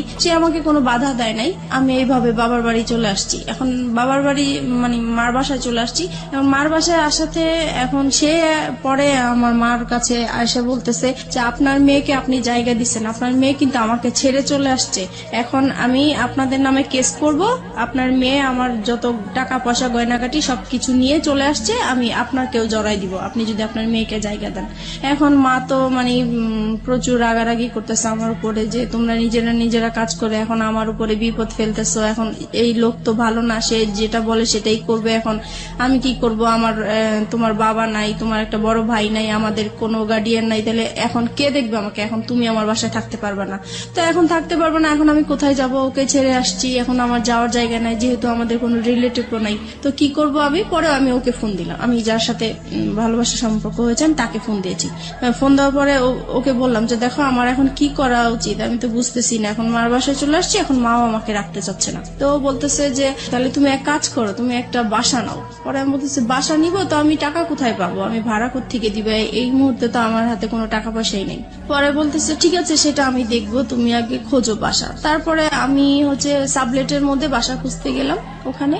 তো ওখানে গিয়েছি, সবাই জিজ্ঞেস করে আপনি কি করেন? তো আমি বলেছি যে পড়াশোনা করি, কারণ বিয়ে হয়েছে এগুলো আমি বলি নাই, সবকিছুই লুকিয়ে গিয়েছি। তো বলতেছে যে একা একটা মেয়েকে তো আমরা বাসা ভাড়া দিতে পারি না, হয় হাজবেন্ড। একা কেন নেবেন? কারণ আপনার সঙ্গে তো আপনার সন্তান আছে। সন্তান আপনার হাজবেন্ডের কাছে, সন্তানদেরকে রেখে চলে আসছে আপনার হাজবেন্ডের কাছে আপনার সন্তান। ওকে ফাইন, হ্যাঁ তারপর বলেন। তারপরে যেটা হচ্ছে যে এখন কেউ আমাকে একা বাসা ভাড়া দিতে চাচ্ছে না। তারপরে আমি আবার তাকে ফোন দিই, রাসেলকে ফোন দিচ্ছি যে দেখো আমাকে তো কেউ একা বাসা ভাড়া দিতে চাচ্ছে না। তখন সে বলল যে ঠিক আছে, তাহলে তুমি বলো যে তোমার বিয়ে হয়েছে কিন্তু তোমার হাজবেন্ডের বাড়ি এখনো মেনে নিচ্ছে না, তাই হাজবেন্ড মাঝে মাঝে আসবে, তুমি আপাতত একাই থাকবে।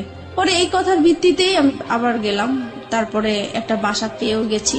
তারপরে ওখানে উঠলাম, সবকিছু নিয়ে ওখানে উঠলাম। মাকেও বললাম যে আমি এরকম এরকম জায়গায় বাসা নিয়েছি, কিন্তু বাসাটা চিনাইনি, জাস্ট বলেছি যে এখানে বাসা নিয়েছি। তারপরে যাই হোক মার কাছ থেকে চলে আসছি ওখানে। তারপরে মার প্রতি তো একটু রাগ আছেই যে আমাকে জায়গা দিল না।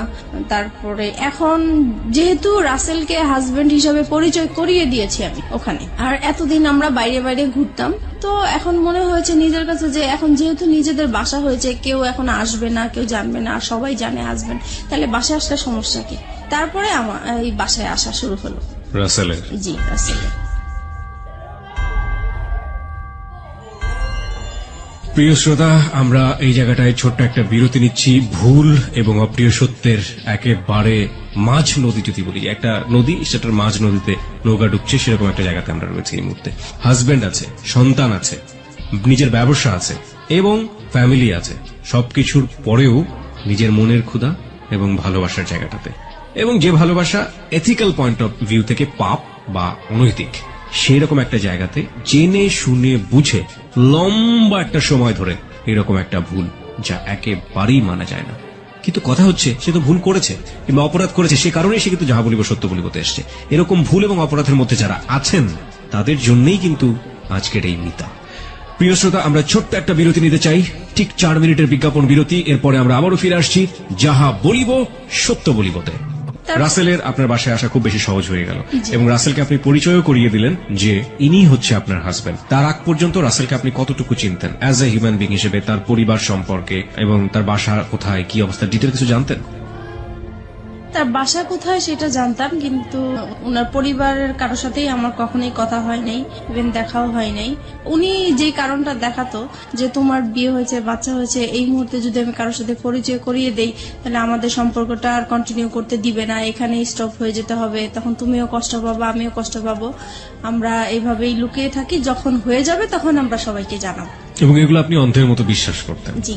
তারপরে যেটা হচ্ছে যে এখন সে প্রত্যেক দিন বিকেলবেলায় আমার বাসায় আসে, অফিস শেষ করে বাসায় আসে, 8টার দিকে চলে যায়, এভাবেই কন্টিনিউ করতে থাকি আমরা। তারপরে এক সময় সে বলতেছে, আচ্ছা তুমি তো তোমার হাজবেন্ডকে ডিভোর্স দাও নাই, তাহলে এখন যদি এই বিষয়টা কারোর সামনে আমাদের প্রকাশ হয়ে যায়, তাহলে তো তুমিও এখানে বিপদে পড়বে, আমিও বিপদে পড়বো, তোমার তো ডিভোর্স দেওয়া উচিত। তখন আমি হচ্ছে ডিভোর্স দিতে তো টাকা লাগে, এখন আমার কাছে টাকা নাই, তো বলতেছে তুমি কারো কাছ থেকে এখন টাকা পয়সা আনো, আমি দিয়ে দিব। তো আমি আমার বোনের কাছে গেলাম, তো ওকে বললাম যে আমাকে কিছু টাকা পয়সা লোন দে, আমি ডিভোর্স দিয়ে তারপরে পরে আমি তোকে দিয়ে দিব। তো ও আমাকে টাকাটা দিল, দেওয়ার পরে আমি ডিভোর্স দিতে যাব, একটা অ্যাডভোকেটের সাথে কথা হয়েছে আমার। তো সেই মুহূর্তে আমার হাজবেন্ড আমাকে ফোন দিয়েছে, ফোন দিয়ে বলতেছে তুমি তো চলে গেছো বাচ্চাদেরকে রেখে, এখন ওদেরকে তো আমি সামলাতে পারছি না, কান্নাকাটি করছে, তুমি আসো। তো আমি বলছি, আসো মানে আমি তো চলেই গেছি একেবারে, আসবো আবার কোত্থেকে, আমি আর আসবো না। আপনার ওই সময় আপনার বাচ্চার কথা মনে পড়তো না? টু বি অনেস্ট,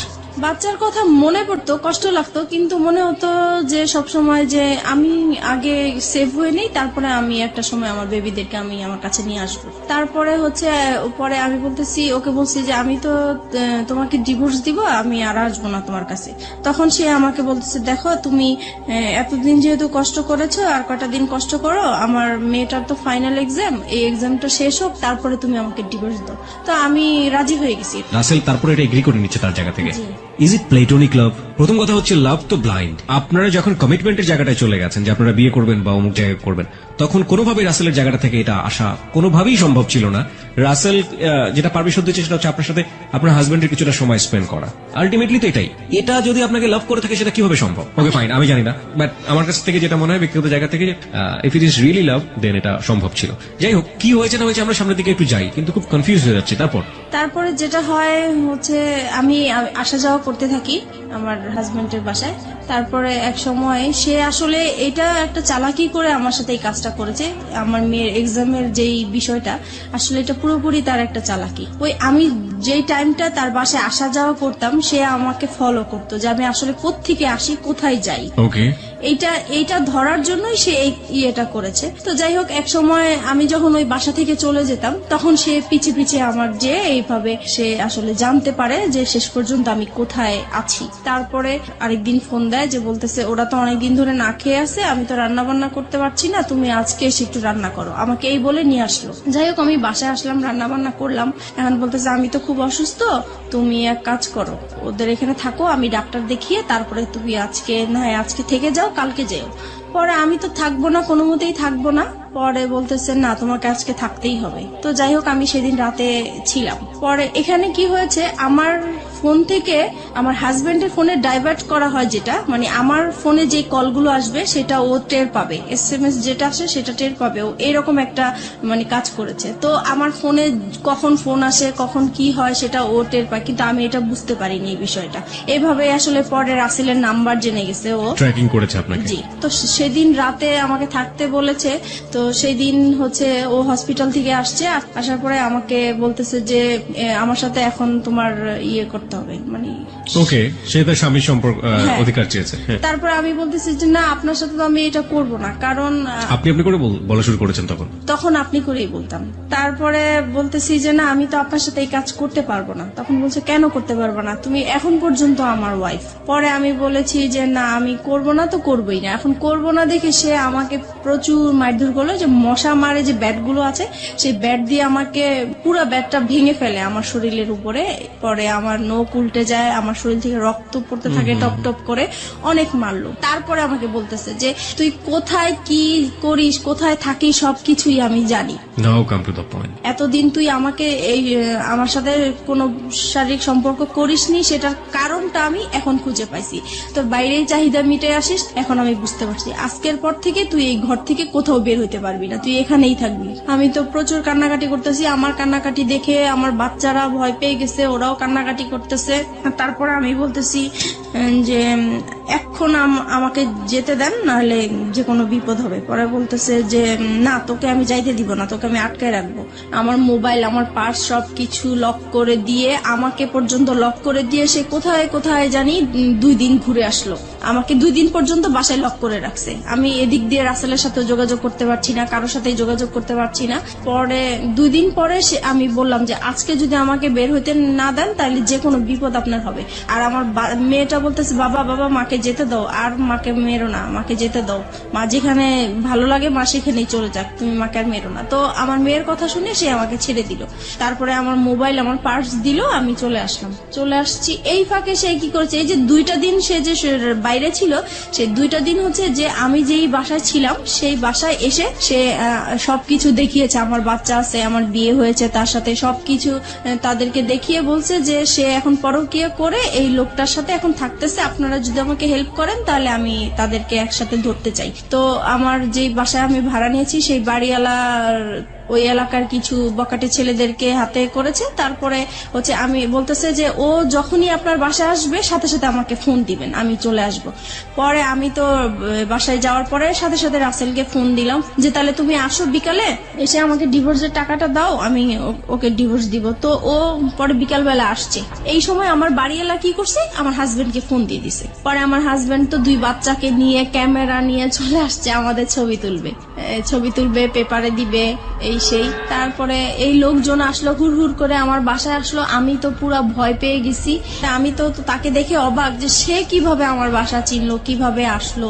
পরে আমাদের 2 জনের মোবাইল ছিল, মোবাইলটা সে হাতে করে নিয়ে গেল, মোবাইল দিল না। তারপরে রাসেলকে সে মারধর করলো। তারপরে বাড়িওয়ালা ছিল, বাড়িওয়ালারা মারধর করলো রাসেলকে, দেন আমাকেও মারধর করলো। পরে আমার মেয়েটা কান্নাকাটি শুরু করলো যে না, আমার মাকে মেরো না, আমার মাকে মেরো না। পরে আমাকে মারা বন্ধ করছে। রাসেল কি বলছিল এই মুহূর্তে? পরে রাসেলকে জিজ্ঞেস করতেছে তুমি কি একে ভালোবাসো? পরে রাসেল সেই মুহূর্তে বলতেছে হ্যাঁ, আমি ওকে ভালোবাসি। তো বলতেছে যে তুমি জানো না যে ওর হাজবেন্ড আছে, বাচ্চা আছে?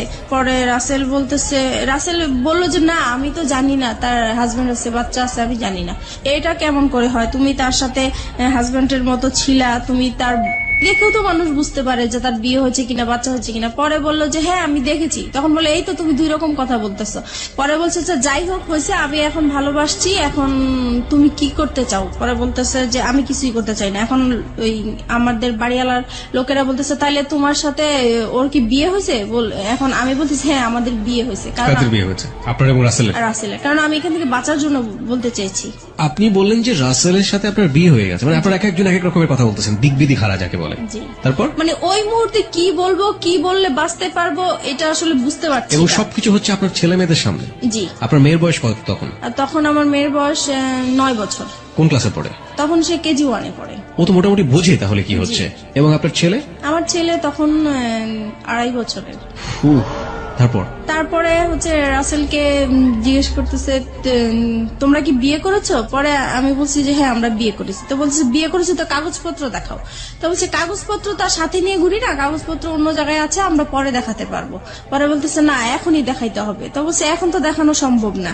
পরে বললো যে তুমি তোমার হাজবেন্ডকে ডিভোর্স দিছো? আমি বলছি না ডিভোর্স দেইনি। বলে তাহলে এটা কেমন বিয়ে? ডিভোর্স দাও নাই বিয়ে? এটা তো বিয়ে হয়নি আসলে। পরে যাই হোক এইভাবে মানে তর্ক বিতর্ক হতেই থাকে। পরে আমার হাজবেন্ড আবার এই দিক দিয়ে কি করেছে, আমার বোন আমার মাকে ফোন দিয়ে জানিয়েছে যে আপনার মেয়ে অ্যাক্সিডেন্ট করেছে, সে মারাই গেছে, এই কথা বলেছে। না তো আমার মা বোন তো আসবে না, এরকম ঝামেলার মধ্যে কখনোই আসবে না। তো এটা তো মারা গেছে শুনে মানে তারাও খুব অস্থির হয়েছিল।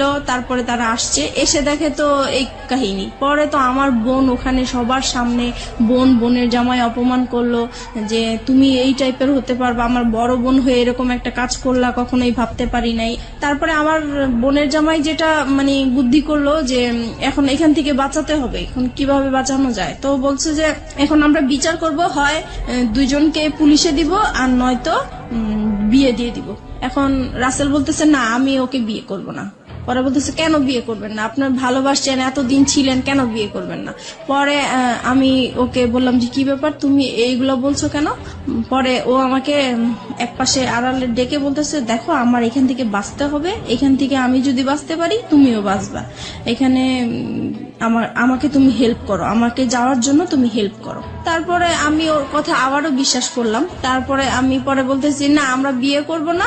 এখন পরে বলতেছি তাহলে আপনি কি করতে চান? আপনি কি আপনার হাজবেন্ডের কাছে ফিরে যেতে চান? আমি বলছি না আমি ওকে বিয়েও করব না, আমি হাজবেন্ডের কাছে ফিরে যাব না। বলে তাহলে কোথায় যাবেন? পরে বলছি কোথায় যাবো সেটা আমার ব্যাপার। যাই হোক এইভাবে পরে আমার ছোট বোনের জামাই বলতেছে আচ্ছা আপনারা ওকে কি করবেন করেন, আমি আমার বোনকে নিয়ে যাই, যেহেতু আমি গার্ডিয়ান না, তার মা আছে, তার মা অসুস্থ হয়ে গেছে, আসতে পারছে না, আমরা যাই বিচার করি না কেন আমরা বিচার করব। এইভাবে পরে রাসেলকে নাকি ওরা আড়াল করে, রাসেলকে আবার একটা রুমে ওরা লক করে রাখছে।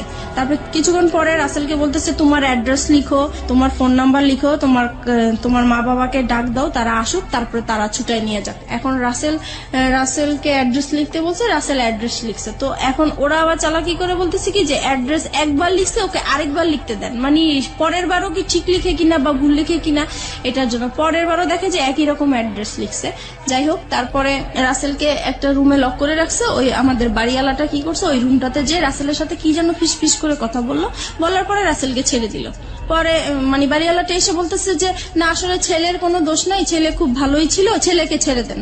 পরে রাসেলকে ছেড়ে দিল। ছেড়ে দেওয়ার পরে আস্তে আস্তে পরে বাড়িওয়ালা আমার মাথায় আবার হাত টাত বুলিয়ে বলতেছে যাও মা তুমি চলে যাও, এইভাবে তুমি বাচ্চাদেরকে ছেড়ে আসছো, তোমার লাইফ তো চলেই গেছে, এখন বাচ্চাদের জীবন, বাচ্চাদের দিকে তাকিয়ে হলেও তুমি এরকম স্বামী সংসার করতেই হবে তোমার। পরে যাই হোক আমার বোনের জামাই আমাকে নিয়ে আসলো, বাচ্চা দুইটা ওর বাবার সাথে চলে গেল, আর রাসেল তো আগেই বের হয়ে গেল। তারপরে আমি আমার মার বাসায় চলে আসলাম। এখন মার বাসায় আসার পরে আমি রাসেলকে ফোন দিলাম, পরপরই আমি রাসেলকে ফোন দিলাম যে দেখো তুমি এরকম কেন করলা, ওখানে তুমি আমাকে চিনোই না, এই না সেই না। তখন সে মানে খুব রাগী হয়ে আমাকে বলতেছে যে দেখো আমি তোমার সাথে এতদিন সম্পর্ক করছি, আমি তোমাকে সত্যিই ভালোবাসছিলাম, কিন্তু তোমার জন্য আমি এত বড় অপমান হবো আমি কখনোই কল্পনা করতে পারি নাই। আজ পর্যন্ত আমার মা আমাকে তুই করেও বলে নাই, মারবে তো দূরের কথা, আর সেইখানে আমি তোমার জন্য রাস্তার মানুষের কাছে মার খেয়েছি, বকা খেয়েছি। আমি আর তোমার সাথে কোনো রকমই সম্পর্ক করব না, তুমি তোমার মতো চলো, আমি আমার মতো চলি। তো আমি বলছি দেখো এখন তোমার জন্য আমি রাস্তায় বের হয়েছি, আজকে আমার ঘর ছাড়লাম, সন্তান ছাড়লাম, তাহলে এখন আমি কোথায় যাব? বলতেছি তুমি কোথায় যাবা, কি করবে, একান্তই তোমার ব্যাপার, আমি আর তোমার সাথে নাই। আপনি এগেইন এই সেন্টেন্সটা রিপিট করেন, আপনি কি বললেন? তোমার জন্য? তোমার জন্য আমি ঘর ছাড়লাম, সংসার ছাড়লাম, সন্তানদেরকে ছেড়ে তোমার আশায় আমি রাস্তায় বের হলাম, এখন তুমি বলতেছো যে তুমি আমাকে চিনো না, আমার দায়িত্ব নিবা না, তাহলে আমি এখন কোথায় যাব?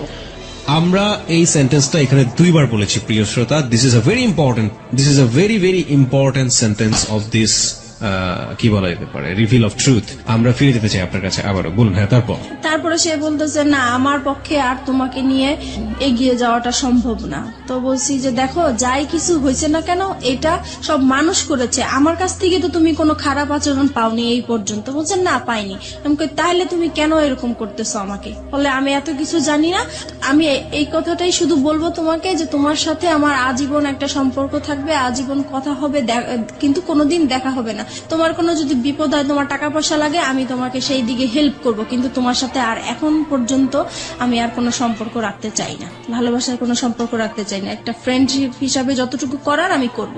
তারপরে যাই হোক, সে ফোনটা রেখে দিল, আমি আর তাকে ফোন টোন দেই নাই। আমার মন খুব খারাপ। এইদিকে মা আমাকে প্রচুর গালাগালি করতেছে, আমার ছোট বোন আমাকে গালাগালি করতেছে, আমার খুবই খারাপ লাগতেছে। শুধু মনে হচ্ছে যে আমার এখন মরে যাওয়াই উচিত, এছাড়া আর কিছু করা উচিত না।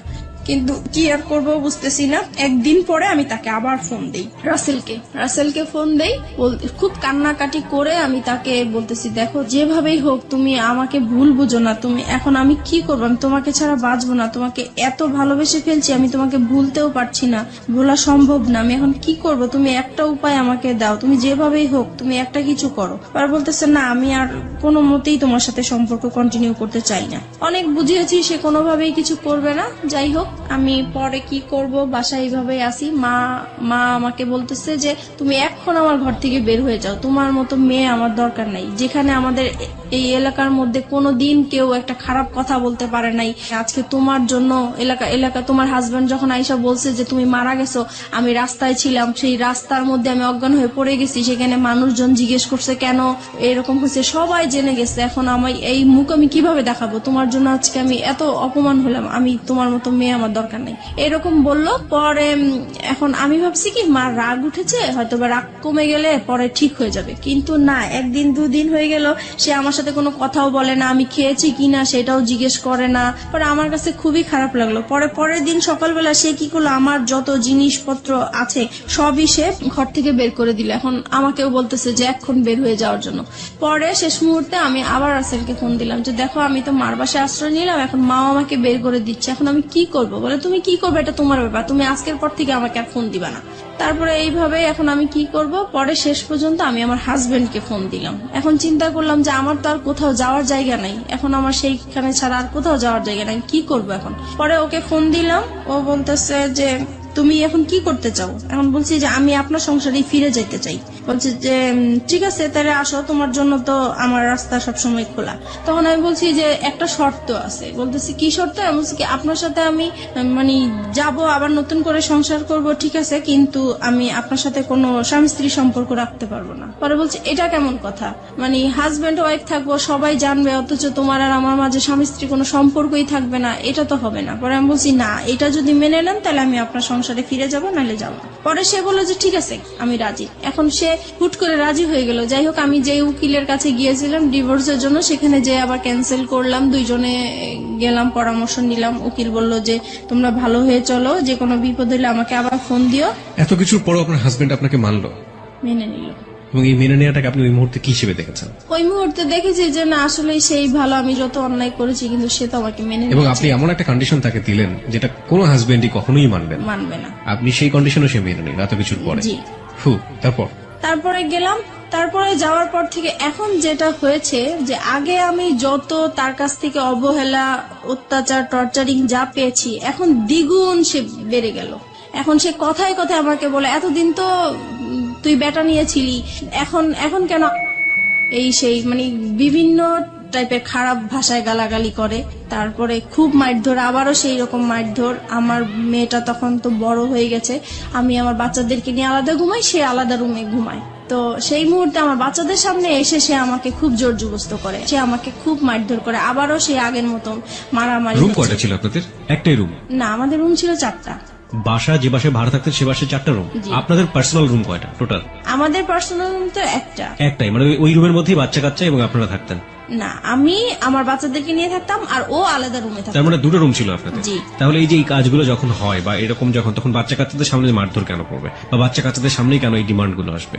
সে মানে আমাকে বলতো তার রুমে যাওয়ার জন্য, আমি যেতাম না, তাই তখন আপনার রুমে চলে আসতো? আমার রুমে চলে আসতো।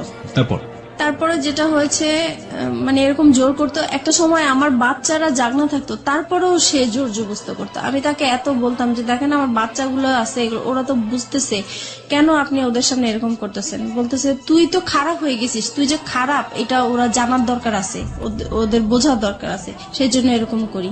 তারপরে থেকে কি হতো, আমি রাতে আর ঘুমাতাম না, আমি সারা রাত জেগে থাকতাম। আমার সারাক্ষণ ভয় করতো যে সে কখন আসে, কখন মারধর করে, তাই ঘুমাতাম না। এক সময় সে আমার বালিশ, আমার কাঁথা এগুলো নিয়ে যেত যেন আমি ঘুমাতে না পারতাম।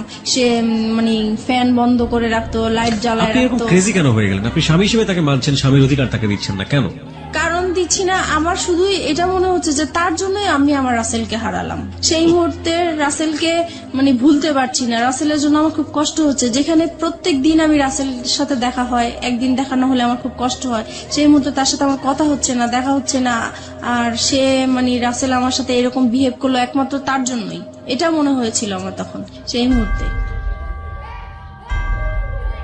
চলুন আমরা ফিরে যাই মিতার কাছে। মিতা, যে জায়গাটিতে আমরা ছিলাম, আপনি বলছিলেন যে আপনার হাজবেন্ডের সাথে, তখনও তিনি আপনার হাজবেন্ড, যদিও আপনি মন থেকে মানতে পারেন না, আপনার কাছে ওনার স্বামীর অধিকার চাওয়াটাই স্বাভাবিক, সেটা আপনি দিতে পারতেন না। এবং সেখানে খুব সহজ সরল একটা কথা আপনি বলেছিলেন একটু আগে, যেটা অনেকেই স্বীকার করবেন না। The real hard truth is যে ওই ছেলেটা, যে ছেলেটার সাথে আপনার অ্যাডাল্টারি সম্পর্ক, অ্যাডাল্টারি মানে অনেকেই বুঝবেন বাংলাতে হয়তো পরকীয়া বলে এটাকে, ওই অ্যাডাল্টারি সম্পর্কের এক ধরনের লাভ বলতেছেন আপনি সেটাকে, এবং মনে হতো যে ওই ছেলেটাকে তো সরে যাওয়ার পেছনে এই আমার হাজবেন্ডই দায়ী। তারপর হচ্ছে এরকম জোরাজোরি করতে থাকে। একদিন আমি বলেছিলাম যে আসলে আমার মনটা তো খুব খারাপ, আমার শারীরিক অবস্থা খারাপ, মানসিক অবস্থা খারাপ, এর জন্য হচ্ছে না, আমি একটু সুস্থ হয়ে নেই। তো বলতেছে তো কি করা উচিত? তো আমি বলতেছি তাহলে আমার একটু ডাক্তারের কাছে যাওয়া উচিত, মানসিক ডাক্তারের কাছে যাওয়া উচিত। তো সে বললো ঠিক আছে তাহলে যাও তুমি। পরে আমি পিজি হসপিটালে যাই, ওখানে দেখাই একজন বিশেষজ্ঞকে। তারপরে সব কথাই উনাকে বললাম, উনি আমাকে প্রেসক্রিপশন করে দিল, আমাকে নিতে বললো। আমি ওই হসপিটালে গিয়েছিলাম, তো ওখানে জ্যামের জন্য আমি কিছু সময় আর কি ব্যয় হয়েছে আমার, তো আসতে দেরি হচ্ছিল। আমাকে ফোনের উপরে ফোন করে যাচ্ছে, ফোনের উপর ফোন করে যাচ্ছে। তো আমি বলতেছি আমি তো জ্যামে পড়ে আছি, এজন্য আসতে দেরি হয়েছে। পরে যাই হোক বাসায় আসলাম, আসার পরে সে কি করলো, আমাকে টেনে নিয়ে অন্য একটা তার রুমে নিয়ে গেল, নিয়ে যে আমার মানে কাপড় চোপড় যা আছে সব খুলে আমাকে চেক করতে লাগলো। তো আমি বললাম কি ব্যাপার, আপনি এরকম করছেন কেন? বলতেছে তুই এত দেরি করলি কেন, নিশ্চয়ই তুই কারোর সাথে কিছু করে আসছিস, সেটাই আমি চেক করছি। তখন এইভাবে আর কি পরে আরো অশান্তি, সেই দিন আমাকে খুব মারধর করলো। পরে আমি চিন্তা করলাম যে না আমি আর থাকবো না, কিন্তু থাকবো না তো কোথায় যাব বুঝতেছি না। পরে সেদিন রাতে আবার সে কোথায় জানি ছিল, বাসায় আসা নেই। পরে সেদিন রাতে আমি আবার মনে হলো যে আমি একটু রাসেলকে ফোন দিই, একটু ট্রাই করে দেখি। পরে আমার কাছে একটা ফোন ছিল, আমি লুকিয়ে রাখছিলাম ওইটা। আমার তো এমনিতে ফোন টোন সব নিয়ে গেছে, তারপরে যেটা ছিল সেটা আমি লুকিয়ে রাখছি, ওইটা বের করে আমার আলাদা একটা সিম ছিল, ওইটা দিয়ে আমি রাসেলকে ফোন দিয়েছি। পরে ফোন দেওয়ার পরে রাসেল কি করলো, মানে খুব কান্নাকাটি, মানে কান্না কণ্ঠে সে আমার সাথে কথা বললো, আর আমি তো কান্না করতেছি। পরে আমি বলতেছি যে কি ব্যাপার, কেমন আছো? তো সে বলতেছে যে আমি তো ভালো নাই, তোমাকে ছাড়া আমি কিভাবে ভালো থাকবো? তো এটা শুনে আমার আরো বেশি কান্না বলে, কারণ তার প্রতি এখনো আমার ভালোবাসা আছে। তো আমি বলছি কি ব্যাপার, তুমি এরকম কথা বলছো কেন? তোমার জন্যই তো আজকে আমি এখানে চলে আসছি, তুমি কেন এই ধরনের কথা বলতেছে? বলে যে আমি তো তখন বুঝতে পারি নাই, তুমি চলে গেলে আমার এতটা কষ্ট হবে, আমি আসলেই খুব কষ্টে আছি। তো বলছি দেখো আমিও তো কষ্টে আছি, আগে যেরকম যন্ত্রণা করতো তার চাইতে এখন আরো বেশি বেড়ে গেছে, তাই আমি থাকতে পারছি না। পরে বলতেছে তাহলে তুমি এক কাজ করো, তুমি আর একটা মাস থাকো, একটা মাস পরে আমি তোমাকে যে কোনো একটা কিছু করব। তো আমি বলছি দেখো আমার কাছে আমি যদি একটা মাস থাকি তাহলে আমার এখানে লাশ বের হবে, আমি আর থাকবো না, ও যেভাবে আমাকে টর্চার করতেছে। পরে বলতেছে তাহলে তুমি কি করতে চাও? এখন আমি বলছি কি দেখো আমি ওকে আজকেই বের হয়ে যেতে চাই, বের হয়ে ওকে আমি একটা ডিভোর্স দিয়ে দিব সাথে সাথেই। তারপরে আমি কারো কাছে ধরো এক মাস, তুমি যেহেতু সময় নিতে চাচ্ছ, এক মাস আমি কোথাও আশ্রয় নিব, তারপরে তুমি যেটা করবে আমি সেটাই প্রস্তুত থাকবো। পরে বলতেছে যে ঠিক আছে তাহলে তুমি যেটাই করো ভেবে চিন্তে করো। পরে আমি কি করলাম, পরে আমি এখন বের হয়ে যাব। পরের দিন চিন্তা করছি, কাপড় চোপড় নিয়েছি, মানে পরেছি। এখন সে আমার পার্টস আর মোবাইল তো আটকে রাখছে, আমি তো নাম্বার কারোর সাথে যোগাযোগ করবো বা কিছু সেই রকম কোনো ব্যবস্থা নাই। পরে আমি বলতেছি আমার পার্টস দেন, আমি একটু বাইরে যাব। সে বলে বাইরে কোথায়? আমি বাইরে আমার একটু কাজ আছে, আমি যাব। সে আমাকে যেতেই দিবে না। পরে এটা নিয়ে অনেক মারধর হইলো।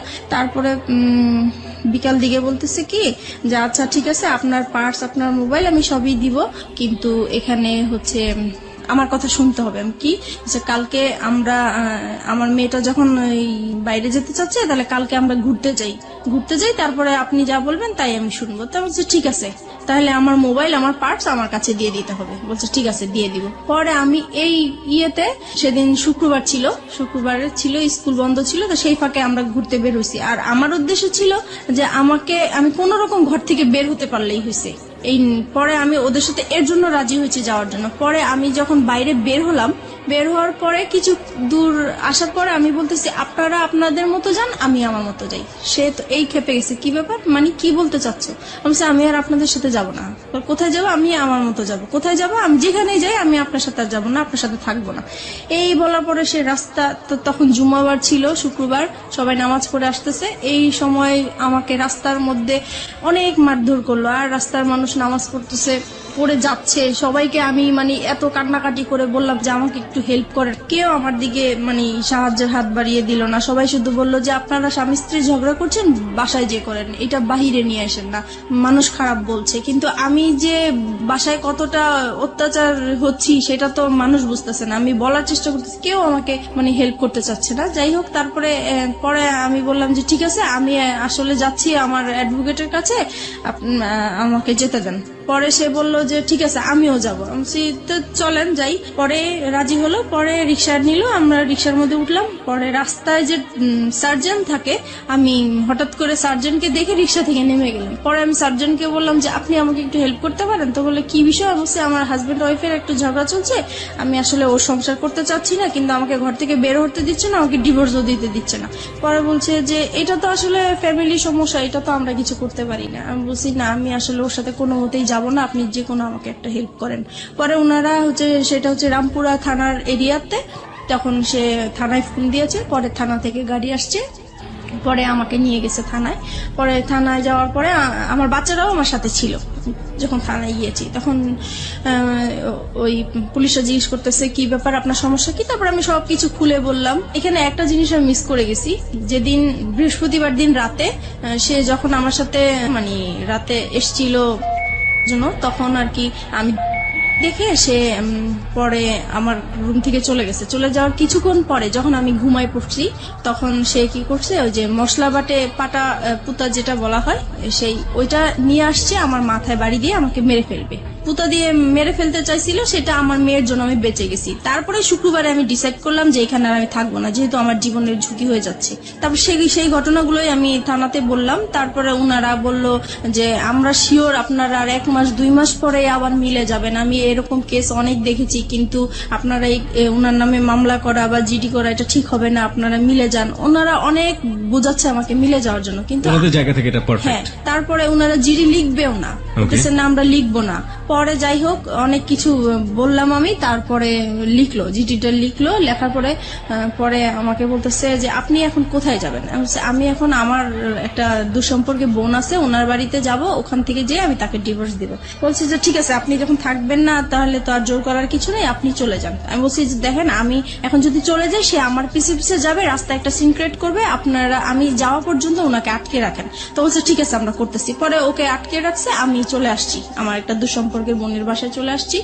আসার পরে ওদের কাছ থেকে 2-3 দিন মানে শুক্রবার শনিবার হচ্ছে মানে সরকারি অফিস বন্ধ থাকে, আদালত বন্ধ থাকে, তাই আমি ওকে ডিভোর্স দিতে পারি নাই। রবিবারে আমি ওকে ডিভোর্স দিয়ে দিয়েছি।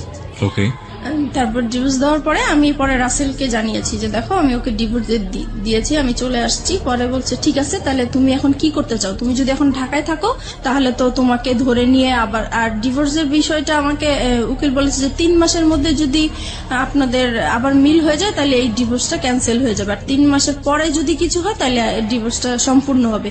তাই এখন চিন্তা করতেছি যে 3 মাস আমাকে অন্তত ওর কাছ থেকে দূরে থাকতে হবে, কি করা যায় এখন। পরে আমি রাসেলকে বললাম যে দেখো, আমি তো আমার এরকম আপন মার সাথে একবার দেখা করেছিলাম, সে বলেছে যে কোনো সময় যদি আমার কাছে আসতে চাও, তুমি একটা অ্যাড্রেস দিয়েছিল, সেই অ্যাড্রেসটা আমার মনে আছে, আমি কি ওইখানে যাবো? তো বলছে ঠিক আছে যাও, আর তোমার মার সাথেও দেখা করে আসো, ভালোই হবে বিষয়টা। তো আমার মার বাড়ি আর দাদা বাড়ি কাছাকাছি ছিল, কিন্তু দাদা বাড়ি আমি যাই নাই, কারণ হচ্ছে যে আমার প্রত্যেকটা কাগজপত্রের মধ্যে আমার দাদা বাড়ির অ্যাড্রেস ছিল। সে ভালো, আমার হাজবেন্ড ভালো করেই জানে যে ওই অ্যাড্রেসটা। আমার চিন্তা ছিল ওখানে গেলে আমাকে খুঁজে বের করে ফেলবে, এরকম কিছু মনে হয়েছিল আমার কাছে, সেজন্য আমি আমার দাদা বাড়ি যাইনি, আমার নানা বাড়িটা খুঁজে বের করছি। খুঁজে বের করার পরে গিয়েছি ওখানে, সবাই আমাকে প্রায় অনেক বছর পরে আমাকে দেখেছে, সবাই ছোট দেখেছে, কেউ চিনতেও পারে নাই। যাই হোক, পরিচয় দেওয়ার পরে সবাই খুব কান্নাকাটি করলো, এত বছর পরে তোমাকে দেখলাম, আমরা আশাও করি নাই। ওখানে ছিলাম, ভালোই ছিলাম কিছুদিন। হঠাৎ করে সে আমাকে মানে কিভাবে জানি জানতে পারলো আমি ওখানে আছি। তারপরে সে আমার নানা বাড়িতে আমাকে খুঁজতে গেল। পরে মানে আপনার হাজবেন্ডের নাম কি ছিল? আমার হাজবেন্ড নাম জামান ছিল। জামান, মানে জামানই খোঁজটা পেল, রাইট? ওকে, তারপর? তারপরে সে আমার মামা বাড়ি গেল, যাওয়ার পরে ওখানে যে, আর গ্রাম সাইডটা হচ্ছে এরকম যে মেয়েরা স্বামী ছেড়ে অন্য কোথাও চলে যাবে, এটা খুবই একটা খারাপ চোখে দেখে এবং বাতাসের আগে কথা ছড়ায়। জি, right. So we know the situation. Ultimately কি হলো? আলটিমেটলি সে ওখানে যে আমার মামাকে বললো যে আমি অন্য একটা ছেলে হাত ধরে চলে আসছি, এই সেই পুরো ডিটেল কাহিনী যেটা বললো, দ্য রিয়েল স্টোরিটাই বলেছে সে ওখানে। তার ফরে গিয়েছে ব্যাপারটা, কারণ পৃথিবীর কেউ এটা বিলিভ করবে না, এবং মেয়েটার যে আসলে কোনো কারণ থাকতে পারে ওখানে যাওয়ার, সেটাও সে কেউ মানতে চাইবে না, যেমন ভাবে মানতে চাচ্ছে না ফেসবুকের অসংখ্য শ্রোতা। ওই তো গ্রামের সবাই আর কি আমাকে খারাপই বলছে। তারপরে আমার মামা শুধু একটাই বললো যে দেখো, তুমি যদি কোনো না কোনো ভাবে অশান্তি যদি নাই করে থাকো, তাহলে সে এত বছর পরে 2টা বাচ্চা ফেলে কেন বের হবে? বুঝলাম তার অপরাধ আছে। আচ্ছা যাই হোক, তুমি যদি তোমার মা বাবাকে এখানে আমাদের কাছে নিয়ে আসতে পারো আর আমাদের কাছে সরি বলবা, আর এরকম কখনোই এরকম কিছু হবে না যদি বলো, তাহলে আমি তোমার কাছে উঠাই দিব। The big point and the question is, শান্তির জন্য সে রাসেলের হাত ধরেছে। শান্তি কি সে শেষ পর্যন্ত পেয়েছে? আমরা অনুষ্ঠানের শেষের দিকে চলে আসছি ধীরে ধীরে। ওকে ফাইন, আমি রাসেলের প্রসঙ্গে স্ট্রিক্ট থাকতে চাই। রাসেলকে আপনি তো ডিভোর্স দিয়ে দিলেন, তারপরে কি আপনি বললেন যে এবার আমাদের বিয়ে করা উচিত? রাসেলকে হ্যাঁ বলেছি তো, সে তখন বলেছে, সে কি বলে? তখন বলেছে যে 3 মাস পার না হলে তো করতে পারবে না। ফাইন, 3 মাস পরে কি হলো? তারপরে হচ্ছে পরে বলতেছি দেখো আমার তো কিছু সমস্যা আছে, লোন আছে, এখন আমি লোনগুলা শোধ করতে হবে, তাছাড়া ফ্যামিলিতে এখন আমি খুব বিপর্যয় অবস্থায় আছি, এখন আমি বিয়েটা করতে পারবো না, আরো কিছু পরে করব তোমাকে। সেটা কতদিন পরে? সেটা বলতেছে সেটা 6 মাস হতে পারে, 1 বছর হতে পারে। পুরোপুরি অনিশ্চয়তা। জি। ততদিনে কি আপনার ছেলে মেয়েগুলো কি আপনার কাছে থাকে নাকি আপনার জামানের কাছে? জামানের কাছেই থাকে। 3 মাস পরে, মানে ডিভোর্স হয়ে যাওয়ার 3 মাস পরে, আলটিমেটলি যখন ডিভোর্সটা অ্যাক্টিভ হয়ে গেল, জি। তাই তো? তখন আপনি কি করছিলেন? তখন আমি হচ্ছে মানে জায়গায় জায়গায় আশ্রয় নিয়ে বেড়াচ্ছি, যেহেতু আমার নানা বাড়ি চিনে ফেলেছে, নানা বাড়ি আর থাকা যাবে না, সেজন্য আমি, আমার মা থাকতো ঢাকায় গাজীপুরে চলে গিয়েছি। তারপরে গাজীপুরে যাওয়ার পরে ওখানেও সে বের করে ফেলেছে। আর ওখানে একটা ইতিহাস হয়েছে, যেটা হচ্ছে যে আমার মার যে দ্বিতীয় হাজবেন্ড, ওনার সাথে আমার হাজবেন্ডের এক্স হাজবেন্ডের আর কি একটা ভালো সম্পর্ক হয়ে গেছে। আর আমার হাজবেন্ড হচ্ছে তাকে টাকার লোভ দেখিয়েছে যে আপনি যদি ওকে আমার হাতে তুলে দিতে পারেন তাহলে আপনাকে টাকা দিব। আপনার হাতে তুলে, মানে ওর হাতে তুলে দিলে লাভটা কি হবে? ও কি করতে চায় আপনার সঙ্গে? আমার সাথে মানে সে সংসার করবে। এখনো সে সংসার করবে? হ্যাঁ, এখনো সে সংসার করবে। মানে ডিভোর্স হয়ে যাওয়ার পরও সে সংসার করবে। কেন করবে? কেন করবে সেটা আমি জানি। সে সবাইকে কজ দেখায় যে 2টা বাচ্চার জন্য হলেও আমি তাকে নিতে চাই। সে যত কিছুই করুক না কেন, আমি 2টা বাচ্চার জন্য হলেও সংসার করতে চাই। ওকে। পরে উনি এরকম আর কি। আর তারপরে এই যখন ওনাকে টাকার লোকটা দেখিয়েছে, তারপর থেকে ওই লোকটা আমাকে সব সময় জ্বালাতন করতো, বলতো চলে যাও, তুমি থাকতে পারবে না আমার বাসায়, এই সেই অনেক যন্ত্রণা করতো। পরে একটা সময় আমার আর ওইখানে থাকা হতো না, আমি খুব কষ্ট পেতাম। পরে আমি চিন্তা করলাম যে আমি এখন কোথায় যাব, সবকিছুই তো হারিয়ে ফেললাম, কার কাছে এখন যে আশ্রয় নিতে পারি। তখন আমার মাথায় একটা জিনিস আসলো যে আমি এখন পর্যন্ত আমার বাবার কাছে যাইনি, আমার বাবার আশ্রয়টা বাকি আছে, আমি সেখানে যাব। পরে আমি বাবাকে খুঁজে বের করলাম, পরে বাবার কাছে আমি আশ্রয় নিলাম। বাবার কাছে আশ্রয় নেওয়ার পরে সে আবার ওই একইভাবে মানে টের পেয়ে গেল আমি বাবার কাছে আছি। তারপরে হচ্ছে সে আমার সাথে ওইখানে আসছে, আমার বাবার কাছে আসছে, এসে আমার বাবাকে বিশ্রী ভাষায় গালাগালি করলো, আমাকে গালাগালি করলো, করার পরে আমাকে থ্রেট দিল যে মেরে ফেলবে, আমার বাবা সহ মেরে ফেলবে, এই সেই। পরে আমি আবার জিডি করতে গেলাম ওর নামে, যেহেতু আমাকে থ্রেট দিচ্ছে আমি এখন ওর নামে জিডি করব। পরে আমি রামপুরা থানায় আবার গেলাম, যাওয়ার পরে বলতেছে যে আপনি এখন যে এরিয়ায় আছেন ওই থানায় যেয়ে বলবেন, এখন আর আমাদের কোনো কাজ নাই। তারপরে আমি এখন যে এরিয়া আছি ওই থানায় গেলাম, ওই থানায় যাওয়ার পরে সে আর কি আমাকে জিডিটা লিখলো। তারপরে বলতেছে যে এবার আচ্ছা আমরা তো জিডি লিখছি, আমাকে চা খাওয়ার জন্য পয়সাটা দেন, কিছু পয়সা দেন। পরে বলতেছি যে দেখেন আমার কাছে তো কোনো পয়সা নাই, আমার অবস্থা খুবই খারাপ। তো বলতেছে আপনাকে দেখে তো মনে হয় না যে আপনার কাছে পয়সা নাই। দেখেন পুলিশ ঘুষ চাচ্ছে আর কি। জি। তো আমি বলতেছি দেখেন সত্যিই আমার কাছে পয়সা নাই। বলে পয়সা না থাকলে আপনি এত পাংপুং করে বেড়ান কেন?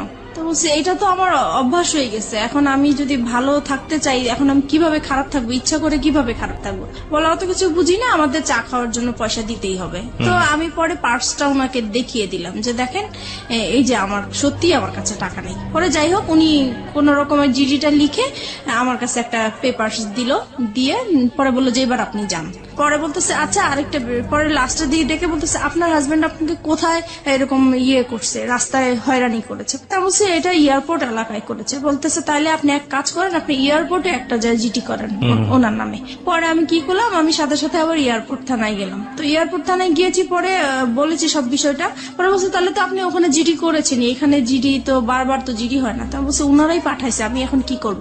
পরে দেখি আপনার জিডি পেপারটা দেখি, তো ওই এসআইটা পেপারটা দেখে বলতেছে আপনার তো জিডি কমপ্লিট হয়নি। আমাকে কেন? বলছে না এটা তো থানার সিল থাকবে এবং আপনার এইটাকে হ্যান্ডেল করবে সেই অফিসারের নাম থাকবে, কিন্তু এখানে তো কিছুই নেই। বলে আসলে আমার কাছে উনি টাকা চেয়েছিল তো আমি দিতে পারিনি, হয়তো বা এটা হচ্ছে। পরে উনি আবার ওই থানায় ফোন দিল, তারপর ওনাদেরকে বললো কেন আপনারা এই কাজটা করলেন, তাড়াতাড়ি ওনার কাজটা কমপ্লিট করেন। পরে আমাকে আবার পাঠালো। পরে ওখানে বড় কর্মকর্তা যে ছিল সে আমাকে সরি টরি বলে তারপরে আমার কাজটা কমপ্লিট করে দিল, জিডি করে দিল। এইভাবেই পরে আমি আসছি, পরে শুনতে পারছে যে তার নামে আমি জিডি করছি। সে আবার আমার হাজবেন্ড, এক্স হাজবেন্ড, উনি এসে আবার আমাকে ভয় দেখালো, হ্যাঁ জিডি করেছিস তো কি হয়েছে, আমি তোকে রাস্তায় খুন করে ফেলবো, অ্যাক্সিডেন্ট করাই দিব, এটা করবো সেটা করবো, আমার তোর থানার জিডি করছে, আমার কিছুই হবে না, কোনো যায় আসবে না। সে ভয় দেখাচ্ছে আমাকে, আমি যেন জিডিটা উঠাই নেই। তো আমি বলছি যে না, কখনোই আমি জিডি উঠাবো না, আমি জিডি করেছি কেন উঠানোর জন্য উঠাবো না। তারপরে এইভাবেই হচ্ছে, আমি ওখানে ওদেরকে সময় দিচ্ছি কাজের জন্য। এইভাবেই পরে একটা সময় আমি কাজ পাই, আমি আলাদা বাসা নেই, এখন বাসা যাব। এই সময় আমার বাবা একদিন রাত্রেবেলা খুব অসুস্থ হয়ে যায়। অসুস্থ হওয়ার পরে আমার বাবা ব্রেন স্ট্রোক করে মারা যায়। তখন আমি খুবই অসহায় হয়ে গেছি। এখন আমি একা একটা মেয়ে মানুষ, আমার বাবা মারা গেছেন, এখন আমি আমার বাবাকে নিয়ে কি করব, কিভাবে বাড়িতে যাব, কি করব। তখন আমি যে আমাকে কাজ দিয়েছে আমি তাকে ফোন দিয়েছি। ফোন দেওয়ার পরে বলতেছি, তা উনি বলতেছে ঠিক আছে আমি এক্ষুনি আসছি। পরে আসার পর উনি ডক্টর নিয়ে আসলেন, পরে দেখলো যে হ্যাঁ সত্যি মারা গিয়েছেন। পরে যাই হোক উনি আমাকে টাকা পয়সা দিল, আমি আমার বাবার লাশ নিয়ে বাড়িতে গেলাম, মাটি টাটি দিয়ে তারপরে আমি আসলাম। এখন আসার পরে আমি নতুন বাসায় উঠে গেলাম। আর এদিকে একটা কথা বলতে ভুলে গেছি, আমি যখন আমার বাবার আশ্রয় পেয়েছি তখন আমি আমার মেয়েকে নিয়ে আসছি, আমার মেয়েকে আমার কাছে নিয়ে আসছিলাম। তারপর আমার মেয়ে ছিল আমার কাছে, তারপরে মেয়েকে নিয়ে আলাদা বাসা নিয়েছি। মাঝে মধ্যে আমার হাজবেন্ডের সাথে কথা হয়, তারপরে আমার ছেলেকে দেওয়ার কথা বলি, সে বলে যে না মেয়েকে নিয়ে গেছো ভালো কথা, ছেলেকে আমি কখনোই তোমাকে দিব না। তারপরে আমি কাজ করতে থাকি, এদিক দিয়ে মেয়েকে স্কুলে ভর্তি করে দিয়েছি। আমি আপনাকে কিছু কোশ্চেন করবো এই মুহূর্তে, কোশ্চেনগুলো খুব ছোট ছোট করে আমি জানতে চাই। প্রথম কথা হচ্ছে যে আপনি শেষ পর্যন্ত ছেলে এবং মেয়ে দুটো পেয়েছেন আপনার কাছে, রাইট? পেয়েছি। এটা কি আপনি আইডি লড়াইয়ের মাধ্যমে পেয়েছেন নাকি আলটিমেটলি কোনো ব্যবস্থা করে তাদেরকে নিয়ে না, ওই এসেছেন? যে আমার বসরা যে পাওয়ারফুল, ওনাদেরকে পাওয়ার দেখিয়ে মানে ওদেরকে নিয়ে বসরা পাওয়ারফুল মানে আমার বস তো রাজনীতির সাথে জড়িত। মানে আপনি আলটিমেটলি যেখানে কাজ করতেন বা যে ধরনের যার কাছ থেকে সাপোর্ট পেতেন তিনি রাজনীতির সাথে জড়িত ছিলেন, জি। তিনি আপনাকে এমনি এমনি সাহায্য করতেন? জি। এমনি কি ওই দুনিয়া আজকালকে সাহায্য করে? এবং তাও আমি আপনার মতো মানুষকে কেন করতে যাবে সে সাহায্য? উনি একটা অসহায় মেয়ে মানুষ হিসেবে আমাকে সাহায্য করেছে। আর ওনার একটা আশা ছিল, প্রথমে আমি বুঝতে পারি নাই। একদিন সে আমাকে বলেছিল যে তুমি যদি কিছু মনে না করো আমি তোর সাথে একটা কথা বলবো। তো বলতেছে যে আমি তোমাকে বিয়ে করতে চাই। তো আমি বলছি যে না আসলে আমি আপনাকে বিয়ে করতে পারবো না। তখন বলে যে কেন করতে পারবো না? তো আমি বলছি যে আসলে আমি একজনকে ভালোবাসি, তার সাথে আমি এখনো আছি, সে আমাকে বিয়ে করবে, আমি তার সাথে কমিটমেন্টে আছি। Okay fine. তখন আপনি রাসেলের সাথে কমিটমেন্টে আছেন? জি। মানে রাসেলের সাথে এক ধরনের লিভ টুগেদার আপনি করছেন উইদাউট বিয়ে, এক ধরনের শারীরিক অনৈতিক সম্পর্ক, রাইট? জি। এবং যে বসের কথা এখানে আসছিল উনি আপনাকে কতদিন পর্যন্ত সাপোর্ট করেছিলেন, না এখনো করছেন? কে বস? হ্যাঁ? জি, এখনো সে করছেন। এখনো সে আপনাকে সাপোর্ট করে যাচ্ছেন উইদাউট এনি ইন্টারেস্ট? জি। ওকে। এবং তার সাহায্যেই, তার রাজনৈতিক ক্ষমতার বলেই আপনি আপনার মেয়েটাকেও ছেলেটাকেও দুজনকেই আপনার কাছে পেয়েছি। রেখেছেন? জি। ওকে। রাসেল এখন কি বলে, আমাকে রাসেলের শেষ অবস্থাটা বলেন। রাসেলের সাথে এখন আমার সম্পর্ক মোটামুটি নাই বলা চলে। নাই বললেই চলে? কেন? কারণ সে আমার একটা ফল্ট পেয়ে, মানে আসলে এটা ফল্ট না, কিন্তু সে ফল্ট ধরে জাস্ট আমাকে বলতেছে তোমার এই ফল্টের জন্য আমি আর তোমার সাথে সম্পর্ক রাখবো Which না। fault? ফল্টটা হচ্ছে যে আমি যেহেতু বাইং হাউসের কাজ করি, আমার বাইরেদের সাথে কন্ট্যাক্ট করতে হয়, বাইরেদেরকে মেসেজ পাঠাতে হয়। তো একটা মেসেজ অবশ্য আমি ব্যক্তিগতভাবে পাঠিয়ে ফেলছিলাম, তো সেই মেসেজটা সে দেখেছে, দেখার পরে সে ওইটাকেই ফল্ট মনে করেছে। তো বলতেছে আমি তোমাকে কাজ করার জন্য সুযোগ দিয়েছি। জীবনে কোনোদিন সে আপনাকে সেই ধরনের কথা বলেছে যে একজন মানুষকে ভালোবেসে সংসার করে তাকে ছেড়ে আসছো, আমাকেও যে ছেড়ে যাবা না, তার কোনো কি নিশ্চয়তা আছে? কখনো কি আপনাকে সেই ধরনের কোনো কথা বলেছে, রেগে হোক বা অন্য কোনো ভাবে হোক? না, এইটা আমাদের সম্পর্ক যতদিন ভালো ছিল ততদিন এই কথাটা সে বলে। ভালো মন্দের জায়গাতে আমি যেতে চাই না, আমি শুধু বলতে চাই যে তার মুখ থেকে কখনো আপনি এই ধরনের কথা শুনেছেন কিনা? লাস্টের দিকে শুনেছি। লাস্টের দিকে শুনেছেন। This is the real fact. Okay, যেটা হচ্ছে যে রাসেল এখন কি বাংলাদেশে আছে, মানে আপনার আশেপাশে আছে? না, রাসেল এখন বাংলাদেশেই নেই। বাংলাদেশেই নাই, কোথায় আছে সে? সে এখন আমেরিকায় আছে। আমেরিকাতে আছে। শেষ পর্যন্ত আপনি কি জেনেছেন তার সম্পর্কে, তার ফ্যামিলি সম্পর্কে?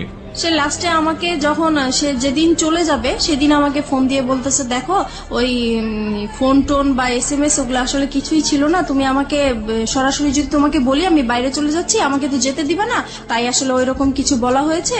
এখন যেটা হচ্ছে যে আমি চলে যাচ্ছি, সে আমার কাছে লুকিয়েছে পুরো বিষয়টা। সে বলেছে যে সে ভিজিট বিষয়ে যাচ্ছে কিন্তু কানাডায় যাচ্ছে, এই কথা বলতেছে। আমি 3 মাস পরে চলে আসবো, 3 মাস পরে তুমি যা বলবো আমি তাই শুনবো, আমি তোমাকে ছাড়া থাকতে পারবো না। তো এইভাবেই পরে কথাই হচ্ছে, উনি বাইরে থেকেও আমার সাথে কথা বলছে। হঠাৎ একদিন আমার কেন জানি মনে হইলো যে সে আর মানে আমার সাথে নাই, কেমন জানি সে আলাদা। বাইরে যাওয়ার পরে একটু ফোন কম করে, তারপরে মাঝখানে সে বলছে যে দেখো তোমাকে বলছি, তুমি যদি কোনো ব্যবস্থা ভালো কিছু পাও, ভালো কোনো অফার পাও, তুমি চলে যাও, আমার আশায় থেকো না। আর যদি আমার আশায় থাকো তাহলে হবে কি হবে না এর কোনো গ্যারান্টি আমি দিতে পারবো না, এখন সবকিছু তোমার উপরে। তো এটা বলার পরে আমার খুব খারাপ লাগছিল। পরে যেভাবেই হোক আমি কোনো না কোনো ভাবেই তার একটা খোঁজ নিয়েছি, তারপর তার বোনের একটা নাম্বারে আমি ফোন দিয়েছি। ফোন দেওয়ার পরে আমি তার ফ্রেন্ড হিসেবে কথা জিজ্ঞেস করতেছি যে রাসেল কোথায়, রাসেলকে তো অনেকদিন ধরে পাচ্ছি না, ফোনে কোথায় গেছে। তখন সে বলল যে আমার ভাই তো আমেরিকায় চলে গেছে। তো আমি বলছি আমেরিকায় কেন হঠাৎ করে চলে গেল, বলে ও তো ওর ওয়াইফের কাছে চলে গেছে। তখন আমি শর্ট হয়ে গেছি কথাটা শুনে। তারপরে আমি বললাম যে ওয়াইফ মানে সে কবে বিয়ে করেছে, বলতেছে সে তো 3 বছর আগে বিয়ে করেছে। তো বললাম ওনার ওয়াইফের নাম কি? তখন যেই নামটা বললো সেই নামটাতে আমি আগে থেকেই পরিচিত, কারণ আমাকে বলেছে এই নামের মেয়ের সাথে ও প্রেম করেছে, দেন ওদের ব্রেকআপ হয়ে গেছে, কিন্তু আসলে ওইটাই ওর ওয়াইফ ছিল।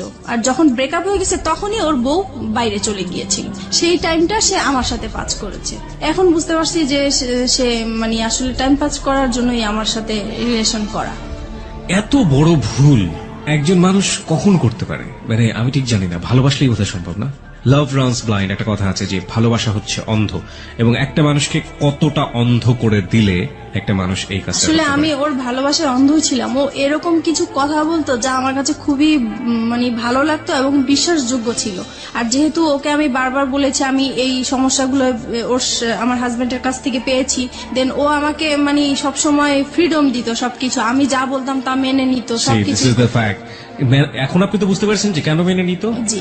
কারণ তার ওয়াইফ ছিল, এটা তার জন্য একটা বোনাস ছিল। কিন্তু আমি রূঢ় কখনো ভাষায় যদি বুঝতে বলে দিই। পারিনি, কারণ সে রাতের পর রাত আমার সাথে কথা বলেছে, সে সারাদিন কথা বলেছে, ইভেন কি প্রত্যেক দিন আমরা দেখা করেছি আমার বাসায় এসেছে।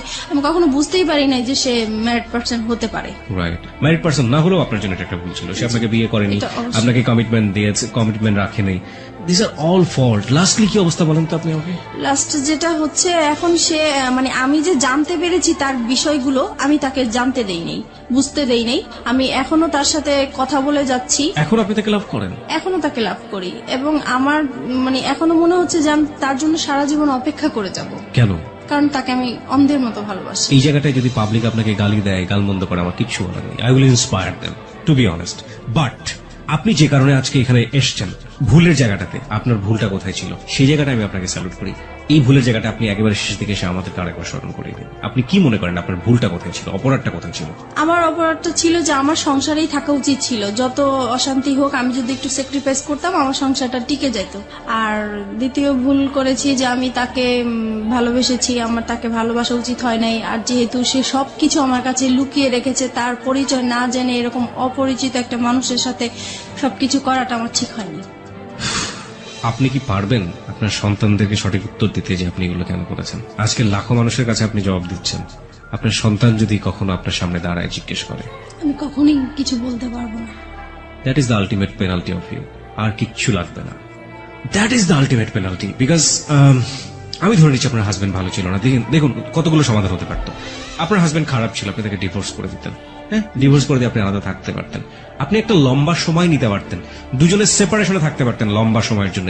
ট্রাই করতেন যে আলটিমেটলি আপনি ফিল করেন কিনা তাকে। ইকোনমিক সাপোর্টের একটা জায়গার ব্যাপার ছিল, ফাইন। ইকোনমিক সাপোর্টের জায়গায় আপনি নিজে স্বাবলম্বী হওয়ার জন্য যথেষ্ট রসদ আপনার কাছে ছিল। আপনি কাজ জানেন, আপনি হাতের কাজ জানেন, আপনি সেগুলো নিয়ে কাজ করতে পারতেন। এবং এই কাজ করে বাংলাদেশে অনেক অনেক মেয়েরা আজকে স্বাবলম্বী। আপনি সেই জায়গাটা থেকে পারতেন, আপনি সেটাও করেননি। আপনি second time fall in love with someone আপনি দুটো বাচ্চার মা হওয়ার পরেও, এবং সেই ফল ইন লাভটা ঠিক সেম ব্যাপার ছিল লাইক ইউর হাজব্যান্ড, যখন আপনি হাজব্যান্ডের সাথে ভালোবেসেছিলেন, still you are fall in love with that guy, যে মানুষটা আপনার সাথে এক ধরনের বড় হিপোক্রিসি করেছে। তাহলে আপনার প্রথম হাজব্যান্ডের ক্ষেত্রে অপরাধটা কোথায় ছিল? আমি তাকে কোনো অপরাধ দেখছি না। আপনার সেকেন্ড মানুষ যে, সে যদি বিয়ে করে এত বড় চিট করে একটা সংসার ভেঙে দিয়ে বিদেশে চলে যেতে পারে, তাহলে প্রথম হাজব্যান্ড তো তার তুলনায় অনেক ভালো মানুষ ছিল। আপনি তো তাকে কোনোদিন হাতে হাতে ধরেননি, ধরেছেন? জি ধরেননি। আপনি তাকে সন্দেহ করতেন, সে আপনার পাশে বসে থেকে কোন একটা মেয়ের দিকে ফ্যাল করে তাকিয়ে থাকতো। হ্যাঁ, এটুকুই আপনার কাছে লেগে। আপনি কোনোদিন তাকে হাতে নাতে ধরেননি, আপনাকে সে হাতে নাতে ধরেছে। তারপর আপনার সঙ্গে ঘর সংসার করতে চেয়েছে। জি সে অন্যায় করে অত্যাচার করুক, আপনার কাছে সে অধিকার চেয়েছে, স্বামীর অধিকার। আপনি পালিয়ে গেছেন, তারপর আপনাকে ওখান থেকে বারবার ধরে নিয়ে আসার চেষ্টা করছে দুটো সন্তানের জন্য। লাভ না করলেও দিস ইজ হার্ড ট্রুথ। জি। কিন্তু আপনাকে এই মানুষটা কি দিয়েছে যে মানুষটাকে আপনি স্টিল লাভ করেন? সে তার কাছ থেকে তো কিছুই পাইনি, কিন্তু আমি এটাই বলবো যে তার তার সাথে আমি সময় কাটাতে আমার ভালো লাগতো। Is that all thing for life? This is very funny. By the way, আপনার জন্য কিছুই বলার নেই, শুধু একটা কথা বলার ছাড়া, সেটা হচ্ছে মিতা, যাই কিছু করেন না কেন আপনার সন্তানের ভবিষ্যৎ খুবই খুবই গুরুত্বপূর্ণ। আপনার একটা মেয়ে আছে এবং আপনার ছেলে আছে, এবং আপনার বেটার ফিউচার আপনার বেটার ইকোনমিক স্ট্যাটাসের উপর ডিপেন্ড করে, এবং আপনার যে লেখাপড়ার স্ট্যাটাস, সেখান থেকে আসলে খুব বেশি ভালো কিছু করা সম্ভব কিনা আমি জানি না। তবে অবশ্যই সেই দিনের জন্য আপনার প্রিপারেশন নেওয়াটা বেটার, যে যেদিন আপনার মেয়ে আপনার সামনে দাঁড়িয়ে বলবে যে আমার ভবিষ্যৎটা কেমন। আজকের নোটসগুলো আসার সময় নিয়ে আসবো আমি, চিন্তা করো না। মিষ্টি হাসি ফুটে উঠল ঠোঁটে। ফোনটা রেখে সাবান নিয়ে বাইরে বের হলো সে। টেবিলে খাবার সাজানো, নাস্তা কে বানালো? খালা ঘর মুছছে তখন। তাকে দেখেই একগাল হেসে বলল, ভাইয়ের আপনার আর খালাম্মার নাস্তা বানায় রাখতে কইছিল, খালাম্মারটা সকালেই দিয়েছি, আপনারটা এতক্ষণে ঠান্ডা হয়ে গেছে, গরম কইরা দিমু? না খালা, দরকার নেই। আপনার ভাইয়া খেয়েছেন? না, আমি কইলাম খাইয়া যান, কয় দেরি হইয়া গেছে, খাইব না।